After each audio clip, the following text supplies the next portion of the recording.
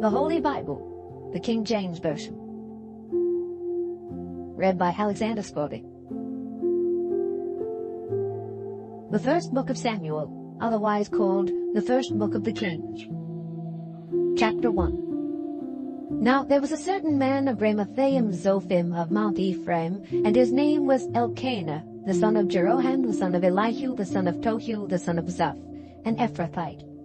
And he had 2 wives. The name of the one was Hannah, and the name of the other Peninnah.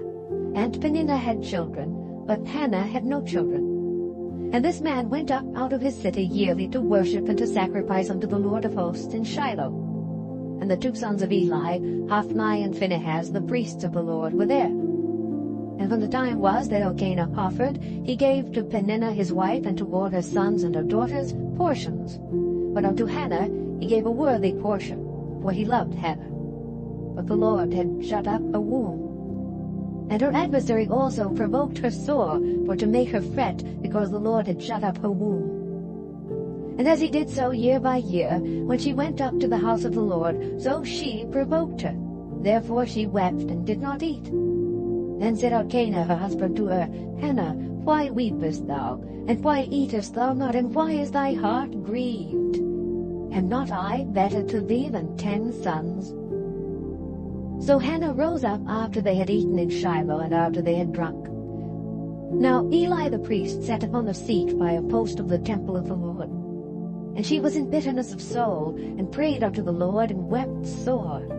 And she vowed a vow, and said, O Lord of hosts, if thou wilt indeed look on the affliction of thine handmaid, and remember me, and not forget thine handmaid, but wilt give unto thine handmaid a man-child, then I will give him unto the Lord all the days of his life, and there shall no razor come upon his head. And it came to pass, as she continued praying before the Lord, that Eli marked her mouth. Now Hannah, she spake in her heart.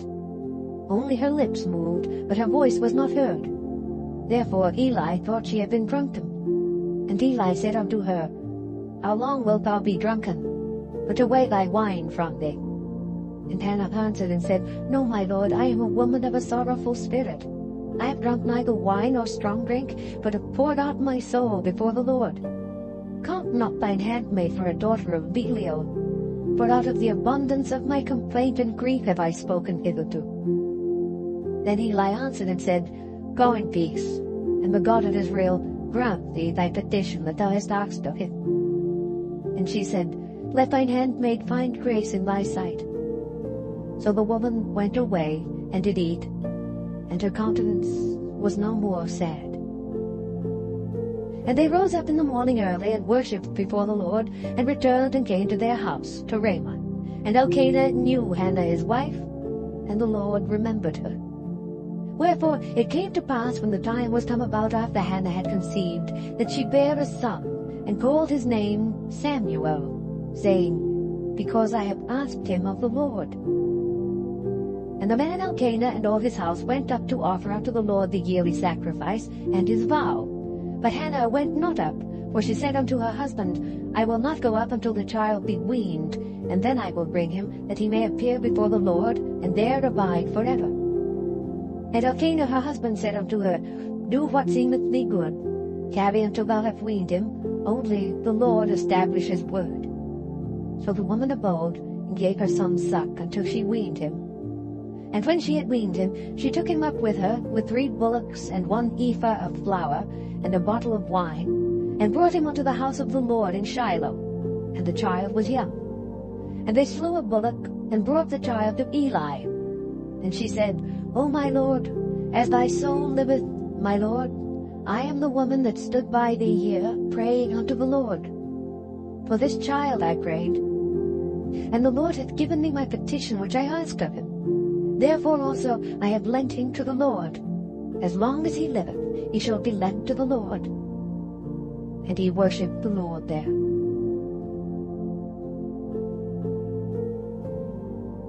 Chapter 2. And Hannah prayed and said, My heart rejoiceth in the Lord. Mine horn is exalted in the Lord. My mouth is enlarged over mine enemies, because I rejoice in thy salvation. There is none holy as the Lord, for there is none beside thee. neither is there any rock like our God. Talk no more so exceeding proudly. Let not arrogancy come out of your mouth, for the Lord is a God of knowledge, and by him actions are weighed. The bows of the mighty men are broken, and they that stumbled are girded with strength. They that were full have hired out themselves for bread, and they that were hungry ceased. So that the barren hath borne 7, and she that hath many children is waxed feeble. The Lord killeth, and maketh alive. He bringeth down to the grave, and bringeth up. The Lord maketh poor, and maketh rich. He bringeth low, and lifteth up. He raiseth up the poor out of the dust, and lifteth up the beggar from the dunghill, to set them among princes, and to make them inherit the throne of glory. For the pillars of the earth are the Lord's, and he hath set the world upon them. He will keep the feet of his saints, and the wicked shall be silent in darkness. For by strength shall no man prevail. The adversaries of the Lord shall be broken to pieces. Out of heaven shall he thunder upon them. The Lord shall judge the ends of the earth, and he shall give strength unto his king, and exalt the horn of his anointed. And Elkanah went to Ramah to his house, and the child did minister unto the Lord before Eli the priest. Now the sons of Eli were sons of Belial. They knew not the Lord. And the priest's custom with the people was that when any man offered sacrifice, the priest's servant came, while the flesh was in seething, with a flesh hook of 3 teeth in his hand.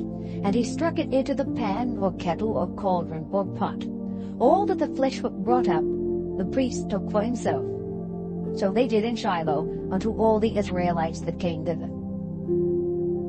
Also, before they burnt the fat, the priest's servant came and said to the man that sacrificed, Give flesh to roast for the priest, for he will not have sodden flesh of thee, but raw. And if any man said unto him, Let them not fail to burn the fat presently, and then take as much as thy soul desireth, then he would answer him, Nay, but thou shalt give it me now, and if not, I will take it by force. Wherefore the sin of the young men was very great before the Lord, for men abhorred the offering of the Lord. But Samuel ministered before the Lord, being a child, girded with a linen ephod.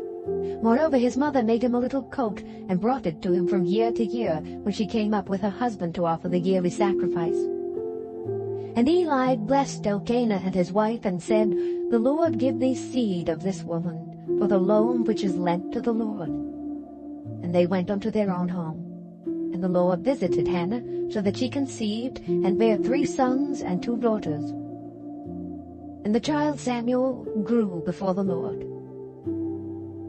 Now Eli was very old, and heard all that his sons did unto all Israel, and how they lay with the women that assembled at the door of the tabernacle of the congregation. And he said unto them, Why do ye such things?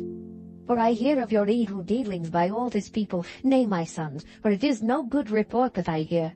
Ye make the Lord's people to transgress. If one man sin against another, the judge shall judge him. But if a man sin against the Lord, who shall entreat for him? Notwithstanding, they hearkened not unto the voice of their father, because the Lord would slay them. And the child Samuel grew on, and was in favor both with the Lord and also with men. And there came a man of God unto Eli, and said unto him, Thus saith the Lord, Did I plainly appear unto the house of thy father when they were in Egypt in Pharaoh's house? And did I choose him out of all the tribes of Israel to be my priest, to offer upon mine altar, to burn incense, to wear an ephod before me? And did I give unto the house of thy father all the offerings made by fire of the children of Israel? Wherefore kick ye at my sacrifice and at mine offering, which I have commanded in my habitation, and honourest thy sons above me, to make yourselves fat with the chiefest of all the offerings of Israel my people? Wherefore the Lord God of Israel saith, I said indeed that thy house and the house of thy father should walk before me forever. But now the Lord saith, Be it far from me. For them that honour me I will honour, and they that despise me shall be lightly esteemed. Behold, the days come that I will cut off thine arm, and the arm of thy father's house, that there shall not be an old man in thine house, and thou shalt see an enemy in my habitation, in all the wealth which God shall give Israel. And there shall not be an old man in thine house forever. And the man of thine whom I shall not cut off from mine altar shall be to consume thine eyes, and to grieve thine heart. And all the increase of thine house shall die in the flower of their age. And this shall be a sign unto thee, that shall come upon thy two sons, on Hophni and Phinehas. In one day they shall die, both of them. And I will raise me up a faithful priest, that shall do according to that which is in mine heart and in my mind. And I will build him a sure house, and he shall walk before mine anointed forever. And it shall come to pass that every one that is left in thine house shall come and crouch to him for a piece of silver and a morsel of bread, and shall say, Put me, I pray thee, into one of the priest's offices, that I may eat a piece of bread. Chapter 3. And the child Samuel ministered unto the Lord before Eli. And the word of the Lord was precious in those days. There was no open vision.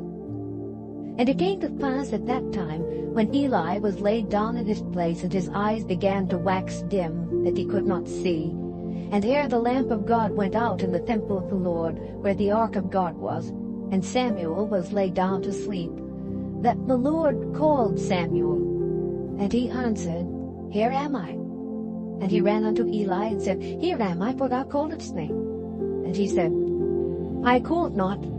Lie down again. And he went and lay down. And the Lord called yet again, Samuel. And Samuel arose and went to Eli, and said, Here am I, for thou didst call me. And he answered, I called not, my son. Lie down again.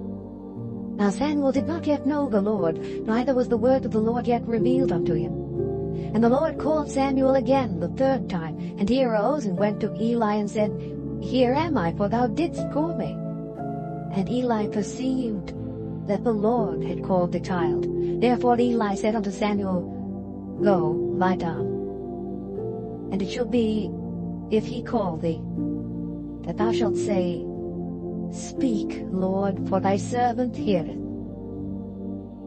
So Samuel went and lay down in his place. And the Lord came and stood and called as at other times, Samuel, Samuel. And Samuel answered, Speak, for thy servant heareth. And the Lord said to Samuel, Behold, I will do a thing in Israel, at which both the ears of every one that heareth it shall tingle. In that day I will perform against Eli all things which I have spoken concerning his house. When I begin, I will also make an end. For I have told him that I will judge his house forever for the iniquity which he knoweth, because his sons made themselves vile, and he restrained them not. And therefore I have sworn unto the house of Eli, that the iniquity of Eli's house shall not be purged with sacrifice, nor offering forever. And Samuel lay until the morning, and opened the doors of the house of the Lord. And Samuel feared to show Eli the vision. Then Eli called Samuel and said, Samuel, my son. And he answered, Here am I. And he said, What is the thing that the Lord hath said unto thee? I pray thee, hide it not from me. God do so to thee, and more also, if thou hide anything from me of all the things that he said unto thee. And Samuel told him every whit, and hid nothing from him. And he said, It is the Lord. Let him do what seemeth him good. And Samuel grew, and the Lord was with him, and did let none of his words fall to the ground. And all Israel, from Dan even to Beersheba, knew that Samuel was established to be a prophet of the Lord. And the Lord appeared again in Shiloh.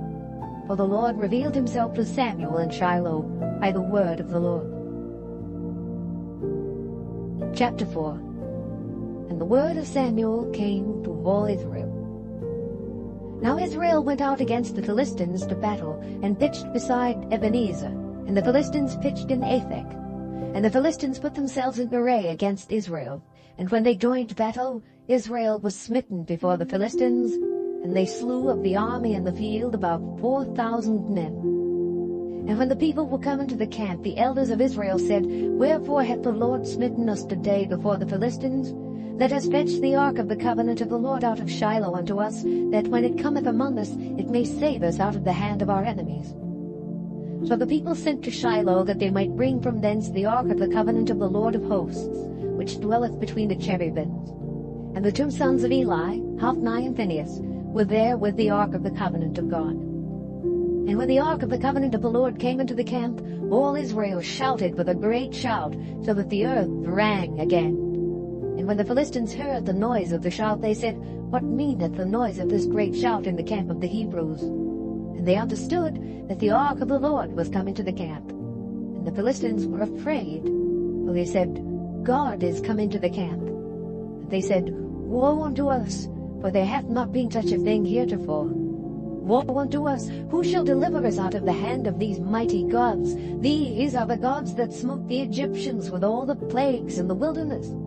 Be strong, and quit yourselves like men, O ye Philistines, that ye be not servants unto the Hebrews, as they have been to you. Quit yourselves like men, and fight. And the Philistines fought, and Israel was smitten, and they fled every man into his tent. And there was a very great slaughter, for there fell of Israel 30,000 footmen. And the ark of God was taken, and the two sons of Eli, Hophni and Phinehas, were slain. And there ran a man of Benjamin out of the army, and came to Shiloh the same day, with his clothes rent, and with earth upon his head. And when he came, lo, Eli sat upon a seat by the wayside, watching. For his heart trembled for the ark of God. And when the man came into the city and told it, all the city cried out. And when Eli heard the noise of the crying, he said, What meaneth the noise of this tumult? And the man came in hastily, and told Eli. Now Eli was 98 years old, and his eyes were dim that he could not see. And the man said unto Eli, I am he that came out of the army, and I fled today out of the army. And he said, What is there done, my son? And the messenger answered and said, Israel is fled before the Philistines, and there hath been also a great slaughter among the people, and thy two sons also, Hophni and Phinehas, are dead, and the ark of God is taken. And it came to pass, when he made mention of the ark of God, that he fell from off the seat backward by the side of the gate, and his neck brake, and he died. For he was an old man and heavy, and he had judged Israel 40 years. And his daughter-in-law, Phinehas his wife, was with child, near to be delivered. And when she heard the tidings that the ark of God was taken, and that her father-in-law and her husband were dead, she bowed herself and travailed, for her pains came upon her. And about the time of her death, the women that stood by her said unto her, Fear not, for thou hast borne a son. But she answered not, neither did she regard it. And she named the child Ichabod, saying, The glory is departed from Israel, because the ark of God was taken, and because of her father-in-law and her husband. And she said, The glory is departed from Israel, for the ark of God is taken. Chapter 5. And the Philistines took the ark of God, and brought it from Ebenezer unto Ashdod. When the Philistines took the ark of God, they brought it into the house of Dagon, and set it by Dagon. And when they of Ashdod arose early on the morrow, behold, Dagon was fallen upon his face to the earth before the ark of the Lord. And they took Dagon, and set him in his place again. And when they arose early on the morrow morning, behold, Dagon was fallen upon his face to the ground before the ark of the Lord. And the head of Dagon, and both the palms of his hands, were cut off upon the threshold. Only the stump of Dagon was left to him. Therefore neither the priests of Dagon, nor any that come into Dagon's house, tread on the threshold of Dagon and Ashdod unto this day. But the hand of the Lord was heavy upon them of Ashdod, and he destroyed them, and smote them with emerods, even Ashdod and the coasts thereof. And when the men of Ashdod saw that it was so, they said, The ark of the God of Israel shall not abide with us, for his hand is sore upon us, and upon Dagon our God. They sent therefore and gathered all the lords of the Philistines unto them, and said, What shall we do with the ark of the God of Israel? And they answered, Let the ark of the God of Israel be carried about unto Gath. And they carried the ark of the God of Israel about thither. And it was so that, after they had carried it about, the hand of the Lord was against the city with a very great destruction. And he smote the men of the city, both small and great, and they had emerods in their secret parts. Therefore they sent the ark of God to Ekron. And it came to pass, as the ark of God came to Ekron, that the Ekronites cried out, saying, They have brought about the ark of the God of Israel to us, to slay us and our people. So they sent and gathered together all the lords of the Philistines, and said, Send away the ark of the God of Israel, and let it go again to his own place, that it slay us not and our people. For there was a deadly destruction throughout all the city. The hand of God was very heavy there. And the men that died not were smitten with the emerods, and the cry of the city went up to heaven. Chapter 6. And the ark of the Lord was in the country of the Philistines 7 months. And the Philistines called for the priests and the diviners, saying, What shall we do to the ark of the Lord? Tell us wherewith we shall send it to his place. And they said, If ye send away the ark of the God of Israel, send it not empty, but in any wise return him a trespass offering. Then ye shall be healed, and it shall be known to you why his hand is not removed from you. Then said they, What shall be the trespass offering which we shall return to him? They answered, 5 golden emerods, and 5 golden mice, according to the number of the lords of the Philistines. For one plague was on you all, and on your lords.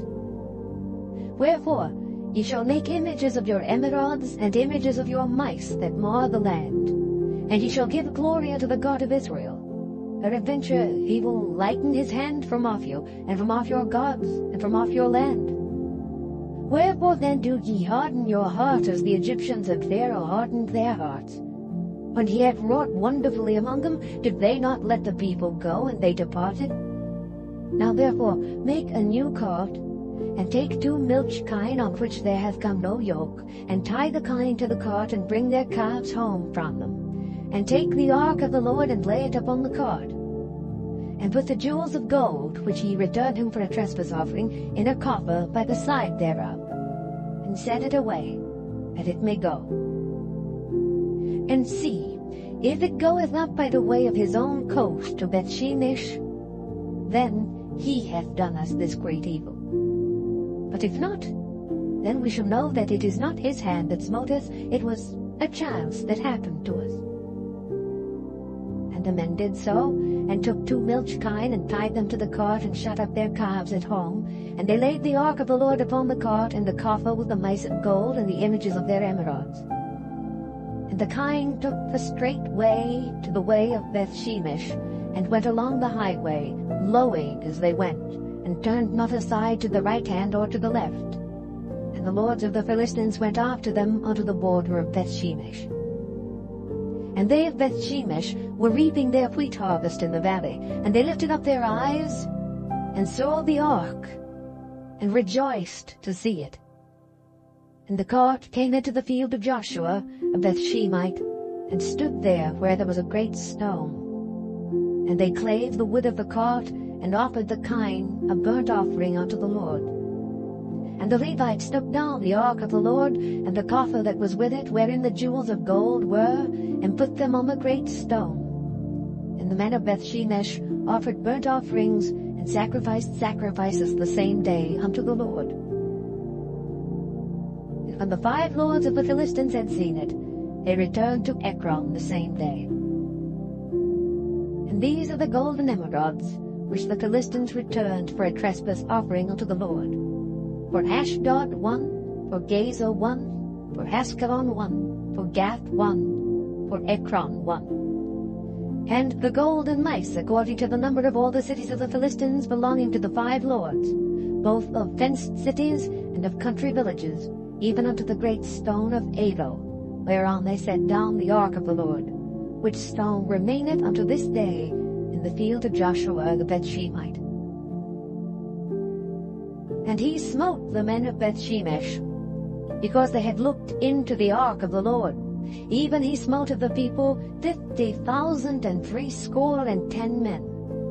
And the people lamented, because the Lord had smitten many of the people with a great slaughter. And the men of Bethshemesh said, Who is able to stand before this holy Lord God? And to whom shall he go up from us? And they sent messengers to the inhabitants of Kirjath-jearim, saying, The Philistines have brought again the ark of the Lord.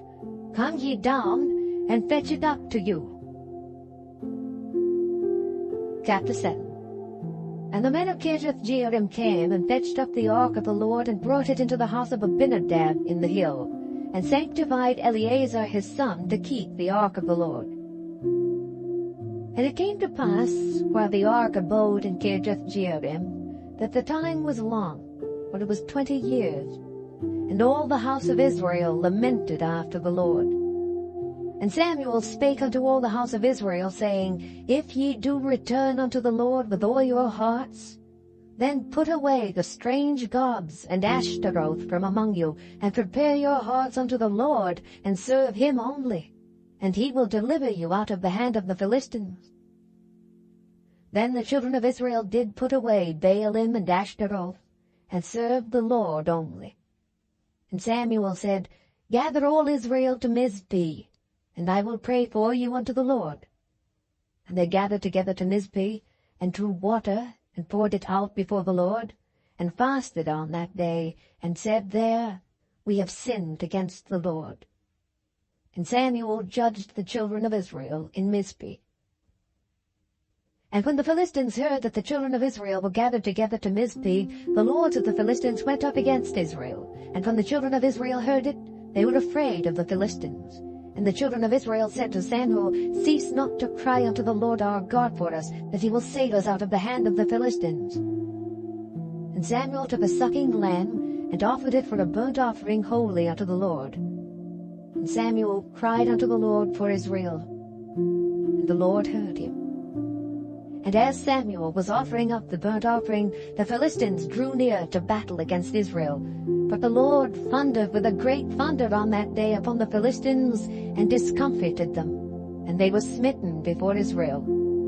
And the men of Israel went out of Mizpeh, and pursued the Philistines, and smote them until they came unto Bethkar. Then Samuel took a stone, and set it between Mizpeh and Shen, and called the name of it Ebenezer, saying, Hitherto hath the Lord helped us. So the Philistines were subdued, and they came no more into the coast of Israel. And the hand of the Lord was against the Philistines all the days of Samuel. And the cities which the Philistines had taken from Israel were restored to Israel, from Ekron even unto Gath. And the coasts thereof did Israel deliver out of the hands of the Philistines. And there was peace between Israel and the Amorites. And Samuel judged Israel all the days of his life. And he went from year to year in circuit to Bethel and Gilgal and Mizpeh, and judged Israel in all those places. And his return was to Ramah, for there was his house, and there he judged Israel, and there he built an altar unto the Lord. Chapter 8. And it came to pass, when Samuel was old, that he made his sons judges over Israel. Now the name of his firstborn was Joel, and the name of his second Abiah. They were judges in Beersheba.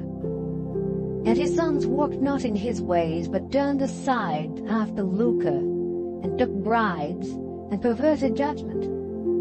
Then all the elders of Israel gathered themselves together, and came to Samuel unto Ramah, and said unto him, Behold, thou art old, and thy sons walk not in thy ways.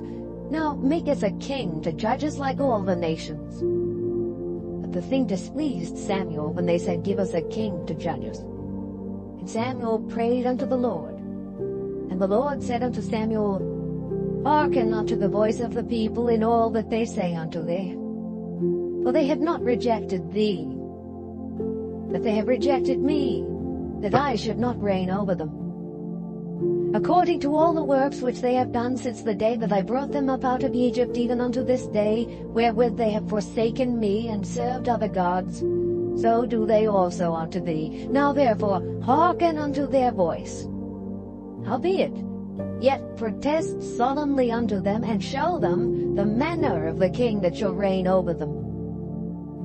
And Samuel told all the words of the Lord unto the people that asked of him a king, and he said, This will be the manner of the king that shall reign over you. He will take your sons, and appoint them for himself, for his chariots, and to be his horsemen, and some shall run before his chariots. And he will appoint him captains over thousands, and captains over 50s, and will set them to ear his ground, and to reap his harvest, and to make his instruments of war, and instruments of his chariots. And he will take your daughters to be confectionaries, and to be cooks, and to be bakers.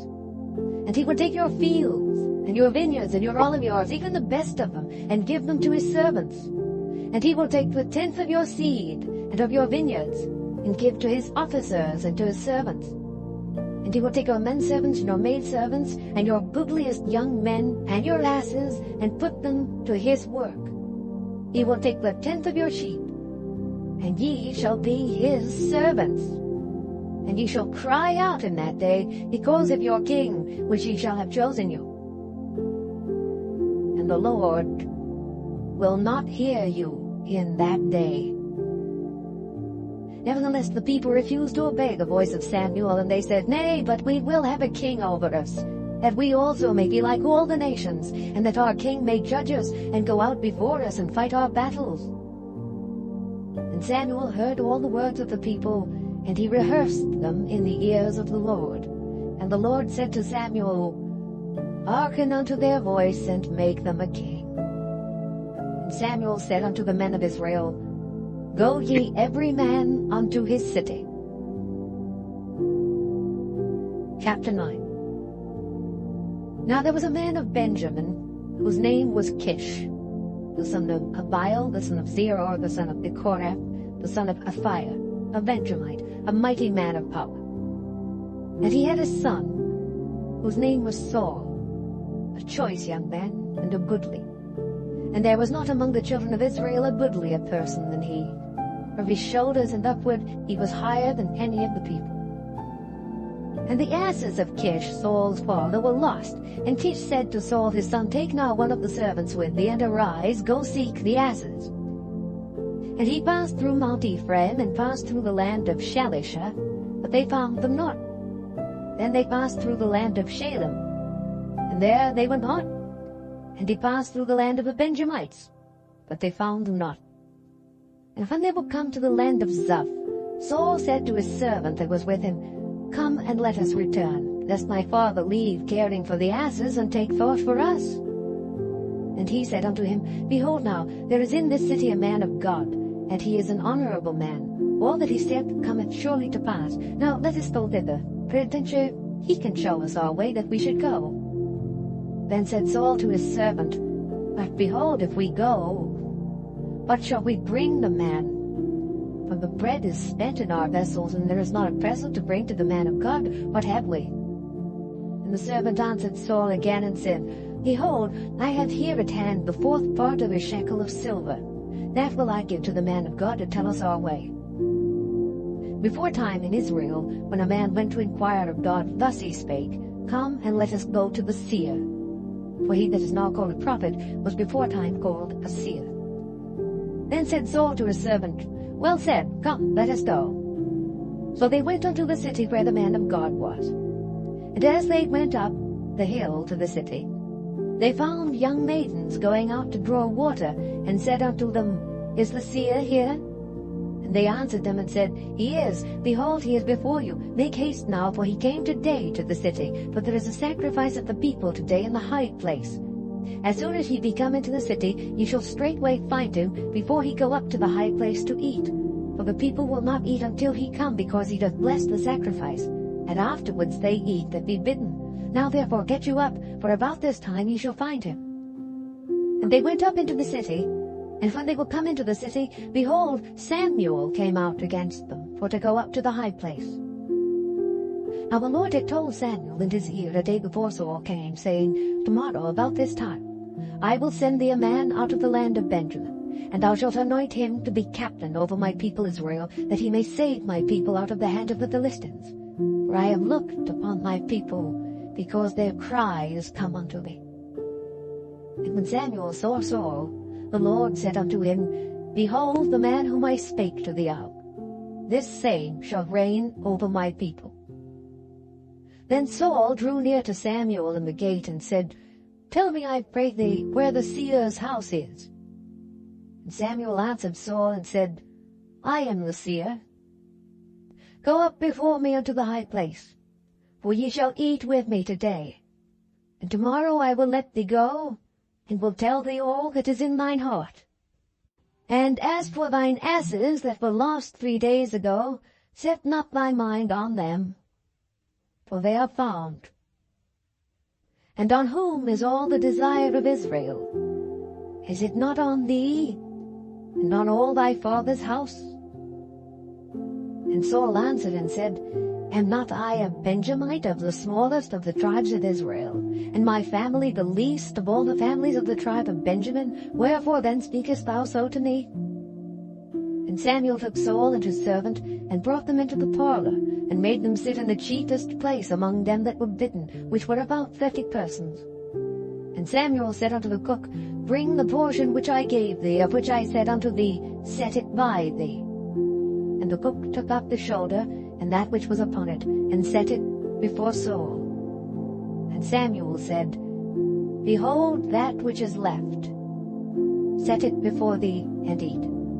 For until this time hath it been kept for thee, since I said, I have invited the people.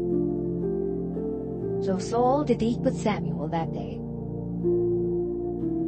And when they were come down from the high place into the city, Samuel communed with Saul upon the top of the house. And they arose early, and it came to pass, about the spring of the day, that Samuel called Saul to the top of the house, saying, Up, that I may send thee away. And Saul arose, and they went out both of them, he and Samuel, abroad. And as they were going down to the end of the city, Samuel said to Saul, Bid the servant pass on before us. And he passed on. But stand thou still a while, that I may show thee the word of God. Chapter 10. Then Samuel took a vial of oil, and poured it upon his head, and kissed him, and said, Is it not because the Lord hath anointed thee to be captain over his inheritance?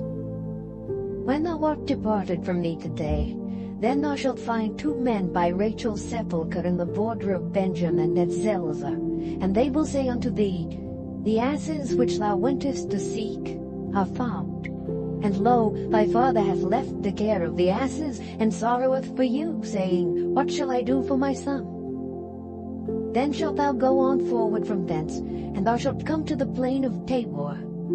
And there shall meet thee 3 men going up to God to Bethel, one carrying 3 kids, and another carrying 3 loaves of bread, and another carrying a bottle of wine.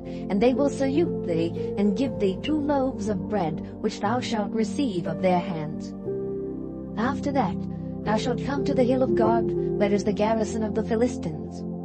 And it shall come to pass, when thou art come thither to the city, that thou shalt meet a company of prophets coming down from the high place, with a psaltery and a tabret and a pipe and a harp before them, and they shall prophesy. And the Spirit of the Lord will come upon thee, and thou shalt prophesy with them, and shalt be turned into another man. And let it be, when these signs are come unto thee, that thou do as occasion serve thee, for God is with thee.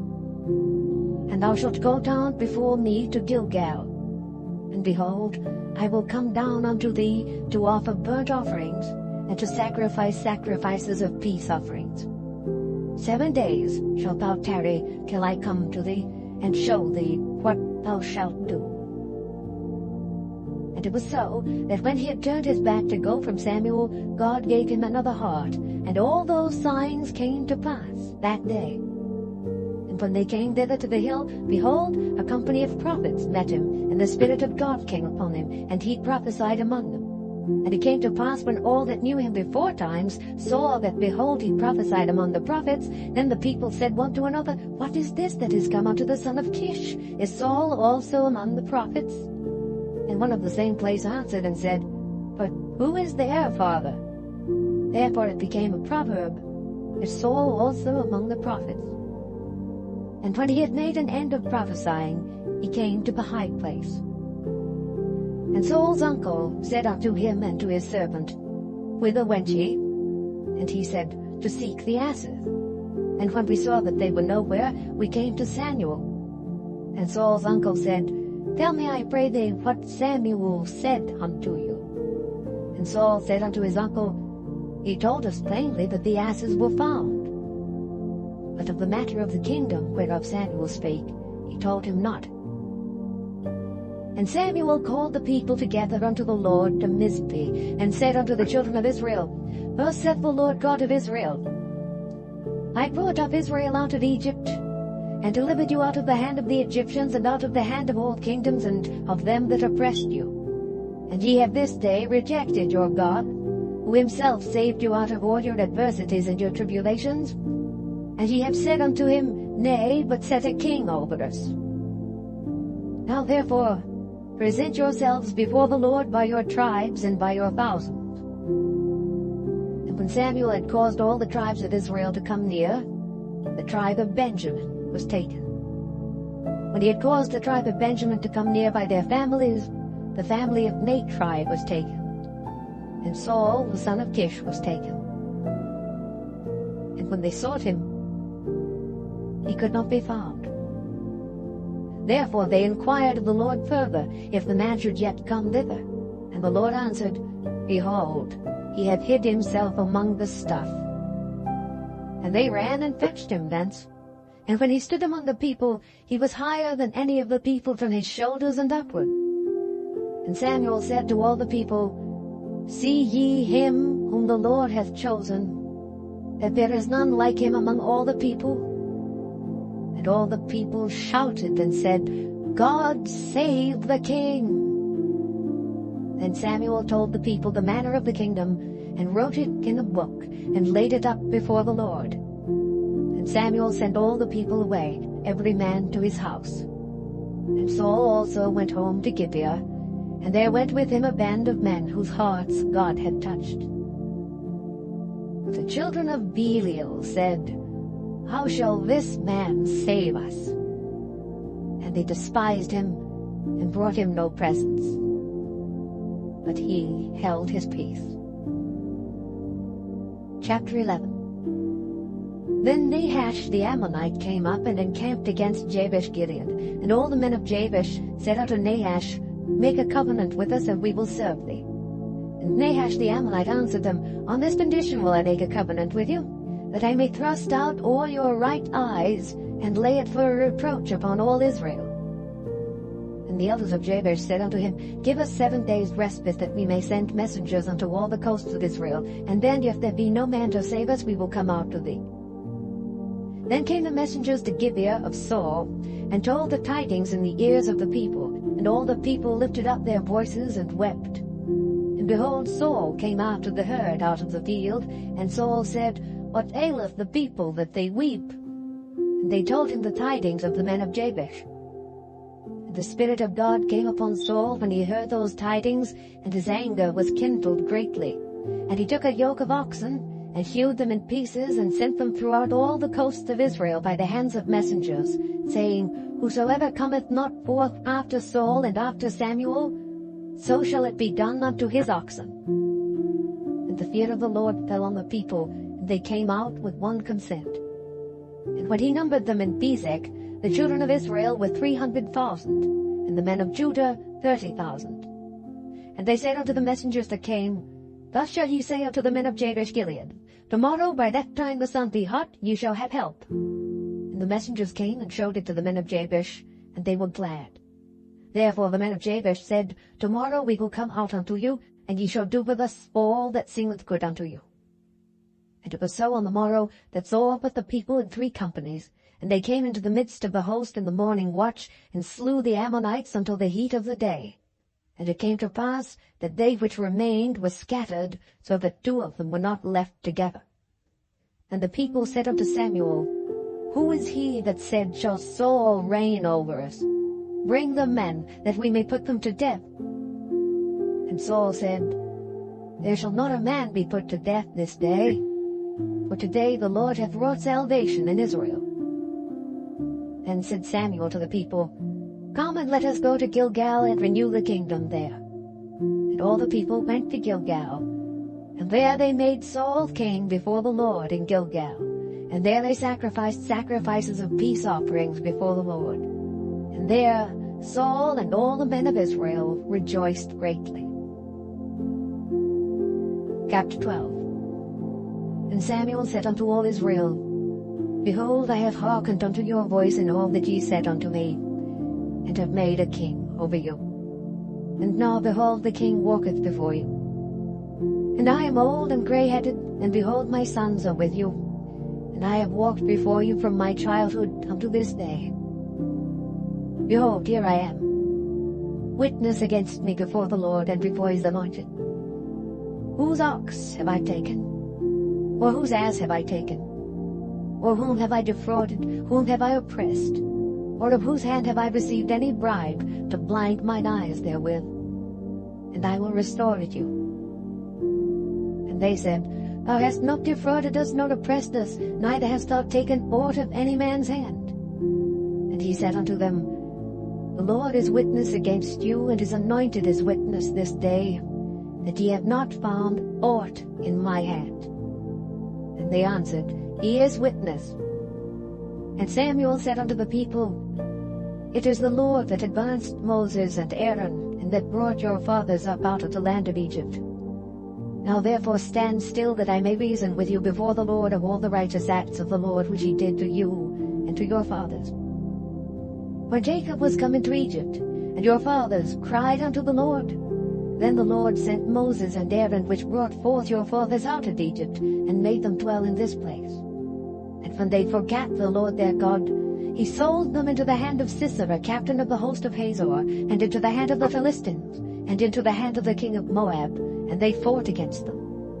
And they cried unto the Lord, and said, We have sinned, because we have forsaken the Lord, and have served Baalim and Ashtaroth. But now deliver us out of the hand of our enemies, and we will serve thee. And the Lord sent Jerubbaal, and Bedan, and Jephthah, and Samuel, and delivered you out of the hand of your enemies on every side, and ye dwelled safe. And when ye saw that Nahash the king of the children of Ammon came against you, ye said unto me, Nay, but a king shall reign over us. And the Lord your God was your king. Now therefore, behold the king whom ye have chosen, and whom ye have desired. And behold, the Lord hath set a king over you. If ye will fear the Lord, and serve him, and obey his voice, and not rebel against the commandment of the Lord, then shall both ye and also the king that reigneth over you continue following the Lord your God. But if ye will not obey the voice of the Lord, but rebel against the commandment of the Lord, then shall the hand of the Lord be against you, as it was against your fathers. Now therefore, stand and see this great thing which the Lord will do before your eyes. Is it not wheat harvest today? I will call unto the Lord, and he shall send thunder and rain, that ye may perceive and see that your wickedness is great, which ye have done in the sight of the Lord in asking you a king. So Samuel called unto the Lord, and the Lord sent thunder and rain that day, and all the people greatly feared the Lord and Samuel.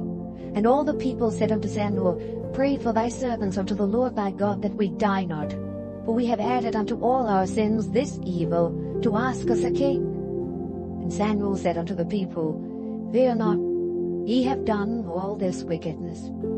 Yet turn not aside from following the Lord, but serve the Lord with all your heart, and turn ye not aside. For then should ye go after vain things, which cannot profit nor deliver, for they are vain. For the Lord will not forsake his people for his great name's sake, because it hath pleased the Lord to make you his people. Moreover, as for me, God forbid that I should sin against the Lord in ceasing to pray for you. but I will teach you the good and the right way. Only fear the Lord, and serve him in truth with all your heart. For consider how great things he hath done for you. But if ye shall still do wickedly, ye shall be consumed, both ye and your king. Chapter 13. Saul reigned 1 year, and when he had reigned 2 years over Israel, Saul chose him 3,000 men of Israel, whereof 2,000 were with Saul in Michmash and in Mount Bethel, and 1,000 were with Jonathan in Gibeah of Benjamin. And the rest of the people he sent every man to his tent. And Jonathan smote the garrison of the Philistines that was in Geba, and the Philistines heard of it. And Saul blew the trumpet throughout all the land, saying, Let the Hebrews hear. And all Israel heard say that Saul had smitten the garrison of the Philistines, and that Israel also was had an abomination with the Philistines. And the people were called together after Saul to Gilgal. And the Philistines gathered themselves together to fight with Israel, 30,000 chariots and 6,000 horsemen, and people as the sand which is on the seashore in multitude. And they came up and pitched in Michmash, eastward from Bethaven. When the men of Israel saw that they were in a strait, for the people were distressed, then the people did hide themselves in caves and in thickets, and in rocks, and in high places, and in pits. And some of the Hebrews went over Jordan to the land of Gad and Gilead. As for Saul, he was yet in Gilgal, and all the people followed him trembling. And he tarried 7 days according to the set time that Samuel had appointed. But Samuel came not to Gilgal, and the people were scattered from him. And Saul said, Bring hither a burnt offering to me and peace offerings. And he offered the burnt offering. And it came to pass that as soon as he had made an end of offering the burnt offering, behold, Samuel came. And Saul went out to meet him, that he might salute him. And Samuel said, What hast thou done? And Saul said, Because I saw that the people were scattered from me, and that thou camest not within the days appointed, and that the Philistines gathered themselves together at Michmash. Therefore, said I, the Philistines will come down now upon me to Gilgal, and I have not made supplication unto the Lord. I forced myself, therefore, and offered a burnt offering. And Samuel said to Saul, Thou hast done foolishly. Thou hast not kept the commandment of the Lord thy God which he commanded thee. For now would the Lord have established thy kingdom upon Israel forever, but now thy kingdom shall not continue. The Lord hath sought him a man after his own heart, and the Lord hath commanded him to be captain over his people, because thou hast not kept that which the Lord commanded thee. And Samuel arose, and gat him up from Gilgal unto Gibeah of Benjamin. And Saul numbered the people that were present with him, about 600 men. And Saul and Jonathan his son, and the people that were present with them, abode in Gibeah of Benjamin. But the Philistines encamped in Michmash. And the spoilers came out of the camp of the Philistines in 3 companies. 1 company turned unto the way that leadeth to Ophrah, unto the land of Shuo. And another company turned the way to Beth-horon, and another company turned to the way of the border that looketh to the valley of Zeboim, toward the wilderness. Now there was no smith found throughout all the land of Israel. For the Philistines said, Lest the Hebrews make them swords or spears. But all the Israelites went down to the Philistines, to sharpen every man his share, and his coulter, and his axe, and his mattock. Yet they had a file for the mattocks, and for the coulters, and for the forks, and for the axes, and to sharpen the goads. So it came to pass in the day of battle, that there was neither sword nor spear found in the hand of any of the people that were with Saul and Jonathan. But with Saul and with Jonathan his son was there found. And the garrison of the Philistines went out to the passage of Michmash. Chapter 14. Now it came to pass upon the day that Jonathan the son of Saul said unto the young man that bare his armor, Come, and let us go over to the Philistines' garrison that is on the other side. But he told not his father. And Saul tarried in the uttermost part of Gibeah under a pomegranate tree which is in Migron. And the people that were with him were about 600 men. And Ahiah, the son of Ahitub, Ichabod's brother, the son of Phinehas, the son of Eli, the Lord's priest in Shiloh, wearing an ephod. And the people knew not that Jonathan was gone. And between the passages by which Jonathan sought to go over unto the Philistines' garrison, there was a sharp rock on the one side, and a sharp rock on the other side. And the name of the one was Bozez, and the name of the other Seni. The forefront of the one was situate northward over against Michmash, and the other southward over against Gibeah. And Jonathan said to the young man that bare his armor, Come, and let us go over unto the garrison of these uncircumcised. It may be that the Lord will work for us, for there is no restraint to the Lord to save by many or by few. And his armor-bearer said unto him, Do all that is in thine heart. Turn thee, behold, I am with thee according to thy heart. Then said Jonathan, Behold, we will pass over unto these men, and we will discover ourselves unto them. If they say thus unto us, Tarry until we come to you, then we will stand still in our place, and will not go up unto them. But if they say thus, Come up unto us, then we will go up, for the Lord hath delivered them into our hand. And this shall be a sign unto us. And both of them discovered themselves unto the garrison of the Philistines. And the Philistines said, Behold, the Hebrews come forth out of the holes where they had hidden themselves. And the men of the garrison answered Jonathan and his armor-bearer, and said, Come up to us, and we will show you a thing. And Jonathan said unto his armor-bearer, Come up after me, for the Lord hath delivered them into the hand of Israel. And Jonathan climbed up upon his hands and upon his feet, and his armor-bearer after him, and they fell before Jonathan, and his armor-bearer slew after him. And that first slaughter which Jonathan and his armor-bearer made was about 20 men, within as it were an half acre of land, which a yoke of oxen might plough. And there was trembling in the host, in the field, and among all the people. The garrison and the spoilers, they also trembled, and the earth quaked. So it was a very great trembling. And the watchmen of Saul and Gibeah of Benjamin looked, and behold, the multitude melted away, and they went on beating down one another. Then said Saul unto the people that were with him, Number now, and see who is gone from us. And when they had numbered, behold, Jonathan and his armor-bearer were not there.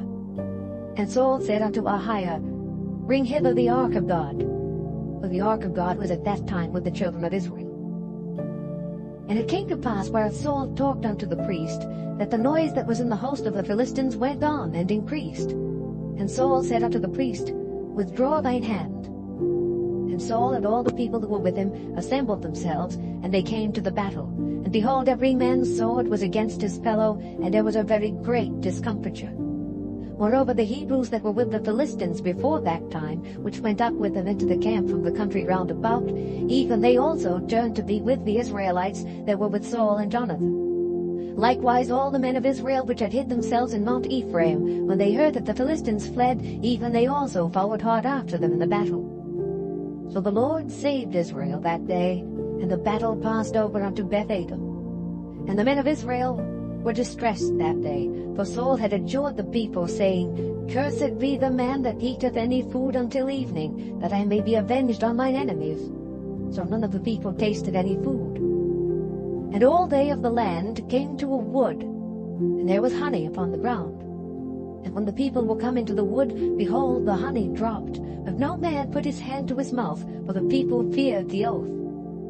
But Jonathan heard not when his father charged the people with the oath. Wherefore he put forth the end of the rod that was in his hand, and dipped it in an honeycomb, and put his hand to his mouth, and his eyes were enlightened. Then answered one of the people, and said, Thy father straitly charged the people with an oath, saying, Cursed be the man that eateth any food this day. And the people were faint. Then said Jonathan, My father hath troubled the land. See, I pray you, how mine eyes have been enlightened, because I tasted a little of this honey. How much more if haply the people had eaten freely today of the spoil of their enemies which they found. For had there not been now a much greater slaughter among the Philistines? And they smote the Philistines that day from Michmash to Aijalon, and the people were very faint. And the people flew upon the spoil, and took sheep and oxen and calves, and slew them on the ground. And the people did eat them with the blood. Then they told Saul, saying, Behold, the people sin against the Lord, in that they eat with the blood. And he said, Ye have transgressed. Roll a great stone unto me this day. And Saul said, Disperse yourselves among the people, and say unto them, Bring me hither every man his ox, and every man his sheep, and slay them here, and eat, and sin not against the Lord in eating with the blood. And all the people brought every man his ox with him that night, and slew them there. And Saul built an altar unto the Lord. The same was the first altar that he built unto the Lord. And Saul said, Let us go down after the Philistines by night, and spoil them until the morning light, and let us not leave a man of them. And they said, Do whatsoever seemeth good unto thee. Then said the priest, Let us draw near hither unto God. And Saul asked counsel of God, Shall I go down after the Philistines? Wilt thou deliver them into the hand of Israel? But he answered him not that day.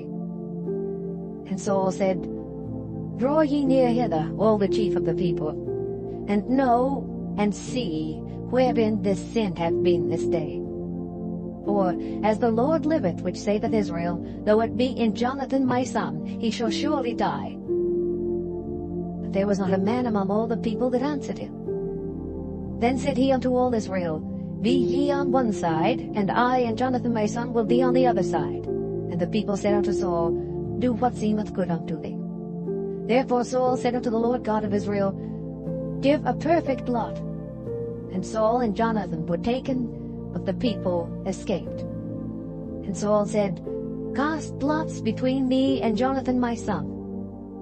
And Jonathan was taken. Then Saul said to Jonathan, Tell me what thou hast done. And Jonathan told him and said, I did but taste a little honey with the end of the rod that was in my hand, and lo, I must die. And Saul answered, God do so, and more also, for thou shalt surely die, Jonathan. And the people said unto Saul, Shall Jonathan die, who hath wrought this great salvation in Israel? God forbid! As the Lord liveth, there shall not one hair of his head fall to the ground, for he hath wrought with God this day. So the people rescued Jonathan, that he died not. Then Saul went up from following the Philistines, and the Philistines went to their own place. So Saul took the kingdom over Israel, and fought against all his enemies on every side, against Moab, and against the children of Ammon, and against Edom, and against the kings of Zobah, and against the Philistines. And whithersoever he turned himself, he vexed them. And he gathered an host, and smote the Amalekites, and delivered Israel out of the hands of them that spoiled them. Now the sons of Saul were Jonathan, and Ishuai, and Melchishua. And the names of his two daughters were these, the name of the firstborn Merab, and the name of the younger Michal. And the name of Saul's wife was Ahinoam, the daughter of Ahinahaz. And the name of the captain of his host was Abner, the son of Ner, Saul's uncle. And Kish was the father of Saul, and Ner, the father of Abner, was the son of Abiel. And there was sore war against the Philistines all the days of Saul. And when Saul saw any strong man or any valiant man, he took him unto him. Chapter 15. Samuel also said unto Saul, The Lord sent me to anoint thee to be king over his people, over Israel. Now therefore, hearken thou unto the voice of the words of the Lord. Thus saith the Lord of hosts, I remember that which Amalek did to Israel, how he laid wait for him in the way when he came up from Egypt. Now go and smite Amalek, and utterly destroy all that they have, and spare them not, but slay both man and woman, infant and suckling, ox and sheep, camel and ass. And Saul gathered the people together, and numbered them in Telaim 200,000 footmen, and 10,000 men of Judah. And Saul came to a city of Amalek, and laid wait in the valley. And Saul said unto the Kenites, Go, depart, get you down from among the Amalekites, lest I destroy you with them. For ye showed kindness to all the children of Israel when they came up out of Egypt. So the Kenites departed from among the Amalekites. And Saul smote the Amalekites from Havilah until thou comest to Shur, that is over against Egypt. And he took Agag the king of the Amalekites alive, and utterly destroyed all the people with the edge of the sword. But Saul and the people spared Agag, and the best of the sheep, and of the oxen, and of the fatlings, and the lambs, and all that was good, and would not utterly destroy them. But everything that was vile and refuse, that they destroyed utterly. Then came the word of the Lord unto Samuel, saying, It repenteth me that I have set up Saul to be king, for he is turned back from following me, and hath not performed my commandments. And it grieved Samuel, and he cried unto the Lord all night. And when Samuel rose early to meet Saul in the morning, it was told Samuel, saying, Saul came to Carmel, and behold, he set him up a place, and is gone about, and passed on, and gone down to Gilgal. And Samuel came to Saul, and Saul said unto him, Blessed be thou of the Lord, I have performed the commandment of the Lord. And Samuel said, What meaneth then this bleating of the sheep in mine ears, and the lowing of the oxen which I hear? And Saul said, They have brought them from the Amalekites, for the people spared the best of the sheep and of the oxen to sacrifice unto the Lord thy God, and the rest we have utterly destroyed. Then Samuel said unto Saul, Stay, and I will tell thee what the Lord hath said to me this night. And he said unto him, Say on.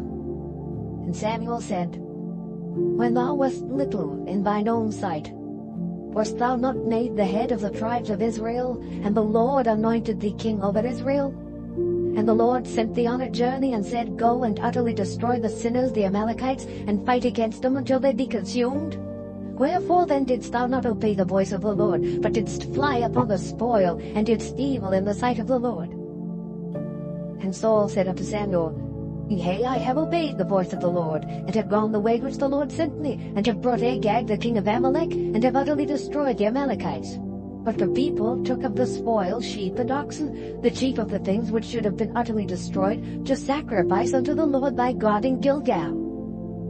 And Samuel said, Hath the Lord as great delight in burnt offerings and sacrifices as in obeying the voice of the Lord? Behold, to obey is better than sacrifice, and to hearken than the fat of rams.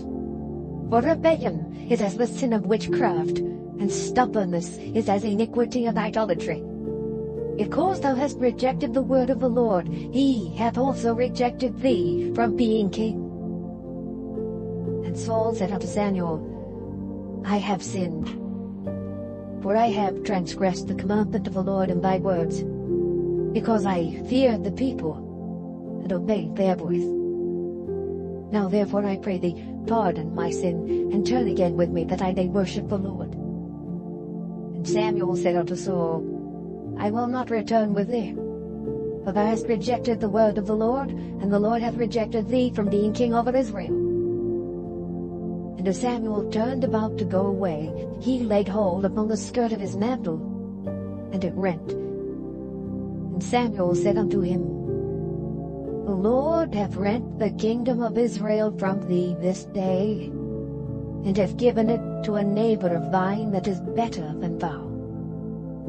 And also the strength of Israel will not lie nor repent, for he is not a man that he should repent. Then he said, I have sinned.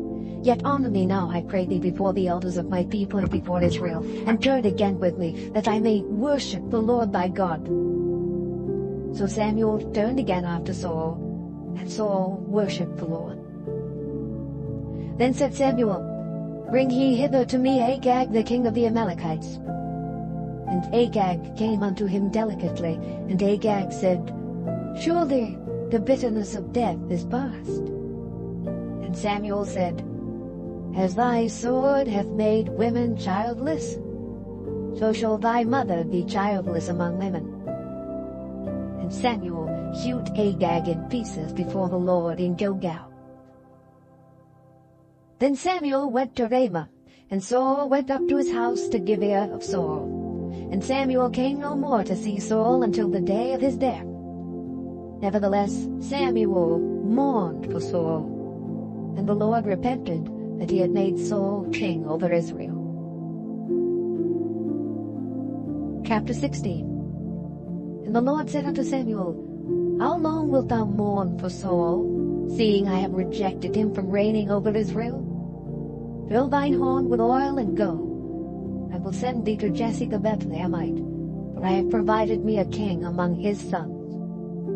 And Samuel said, How can I go? If Saul hear it, he will kill me. And the Lord said, Take an heifer with thee, and say, I am come to sacrifice to the Lord. And call Jesse to the sacrifice, and I will show thee what thou shalt do. And thou shalt anoint unto me him whom I name unto thee. And Samuel did that which the Lord spake, and came to Bethlehem.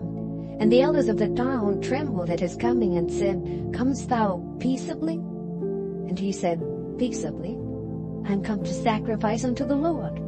Sanctify yourselves, and come with me to the sacrifice. And he sanctified Jesse and his sons, and called them to the sacrifice. And it came to pass, when they were come, that he looked on Eliab, and said, Surely the Lord's anointed is before him. But the Lord said unto Samuel, Look not on his countenance, or on the height of his stature, because I have refused him. For the Lord seeth not as man seeth, for man looketh on the outward appearance, but the Lord looketh on the heart. Then Jesse called Abinadab, and made him pass before Samuel. And he said, Neither hath the Lord chosen this. Then Jesse made Shammah to pass by. And he said, Neither hath the Lord chosen this. Again Jesse made 7 of his sons to pass before Samuel. And Samuel said unto Jesse, The Lord hath not chosen these. And Samuel said unto Jesse, Are here all thy children? And he said, There remaineth yet the youngest, and behold, he keepeth the sheep. And Samuel said unto Jesse, Send and fetch him, for we will not sit down till he come hither. And he sent and brought him in. Now he was ruddy, and withal of a beautiful countenance, and goodly to look to. And the Lord said, Arise, anoint him, for this is he. Then Samuel took the horn of oil, and anointed him in the midst of his brethren. And the Spirit of the Lord came upon David from that day forward. So Samuel rose up and went to Ramah. But the Spirit of the Lord departed from Saul, and an evil spirit from the Lord troubled him. And Saul's servants said unto him, Behold, now an evil spirit from God troubleth thee. Let our Lord now command thy servants which are before thee, to seek out a man who is a cunning player on an harp. And it shall come to pass, when the evil spirit from God is upon thee, that he shall play with his hand, and thou shalt be well. And Saul said unto his servants, Provide me now a man that can play well, and bring him to me. Then answered one of the servants, and said, Behold, I have seen a son of Jesse the Bethlehemite that is cunning in playing, and a mighty valiant man, and a man of war, and prudent in matters, and a comely person, and the Lord is with him. Wherefore Saul sent messengers unto Jesse, and said, Send me David thy son, which is with the sheep. And Jesse took an ass laden with bread, and a bottle of wine, and a kid, and sent them by David his son unto Saul. And David came to Saul, and stood before him.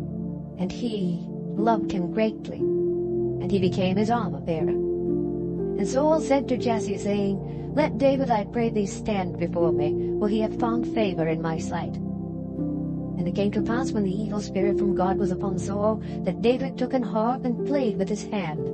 So Saul was refreshed and was well, and the evil spirit departed from him. Chapter 17. Now the Philistines gathered together their armies to battle, and were gathered together at Shochoh, which belongeth to Judah, and pitched between Shochoh and Azekah in Ephesdammim. And Saul and the men of Israel were gathered together, and pitched by the valley of Elah, and set the battle in array against the Philistines. And the Philistines stood on the mountain on the one side, and Israel stood on the mountain on the other side, and there was a valley between them. And there went out a champion out of the camp of the Philistines, named Goliath of Gath, whose height was 6 cubits and a span. And he had an helmet of brass upon his head, and he was armed with a coat of mail, and the weight of the coat was 5,000 shekels of brass. And he had greaves of brass upon his legs, and a target of brass between his shoulders. And the staff of his spear was like a weaver's beam, and his spear's head weighed 600 shekels of iron. And one bearing a shield went before him. And he stood and cried unto the armies of Israel, and said unto them, Why are ye come out to set your battle in array? Am not I a Philistine, and ye servants for Saul? Choose you a man for you, and let him come down to me. If he be able to fight with me and to kill me, then will we be your servants. But if I prevail against him and kill him, then shall ye be our servants and serve us. And the Philistines said, I defy the armies of Israel this day. Give me a man that we may fight together. When Saul and all Israel heard those words of the Philistine, they were dismayed and greatly afraid. Now David was the son of that Ephrathite of Bethlehem, Judah, whose name was Jesse, and he had 8 sons. And the man went among men for an old man in the days of Saul. And the 3 eldest sons of Jesse went and followed Saul to the battle. And the names of his 3 sons that went to the battle were Eliab the firstborn, and next unto him Abinadab, and the third Shammah. And David was the youngest, and the 3 eldest followed Saul. But David went and returned from Saul to feed his father's sheep at Bethlehem. And the Philistine drew near morning and evening, and presented himself 40 days. And Jesse said unto David his son, Take now for thy brethren an ephah of this parched corn, and these 10 loaves, and run to the camp to thy brethren, and carry these 10 cheeses unto the captain of their 1,000, and look how thy brethren fare, and take their pledge. Now Saul and they and all men of Israel were in the valley of Elah, fighting with the Philistines. And David rose up early in the morning, and left the sheep with the keeper, and took and went as Jesse had commanded him. And he came to the trench, as the host was going forth to the fight, and shouted for the battle. For Israel and the Philistines had put the battle in array, army against army. And David left his carriage in the hand of the keeper of the carriage, and ran into the army, and came and saluted his brethren. And as he talked with them, behold, there came up the champion, the Philistine of Gath, Goliath by name, out of the armies of the Philistines, and spake according to the same words. And David heard them. And all the men of Israel, when they saw the man, fled before him, and were sore afraid.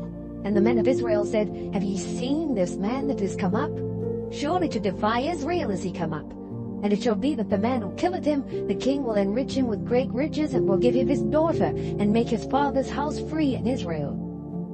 And David spake to the men that stood by him, saying, What shall be done to the man that killeth this Philistine, and taketh away the reproach from Israel?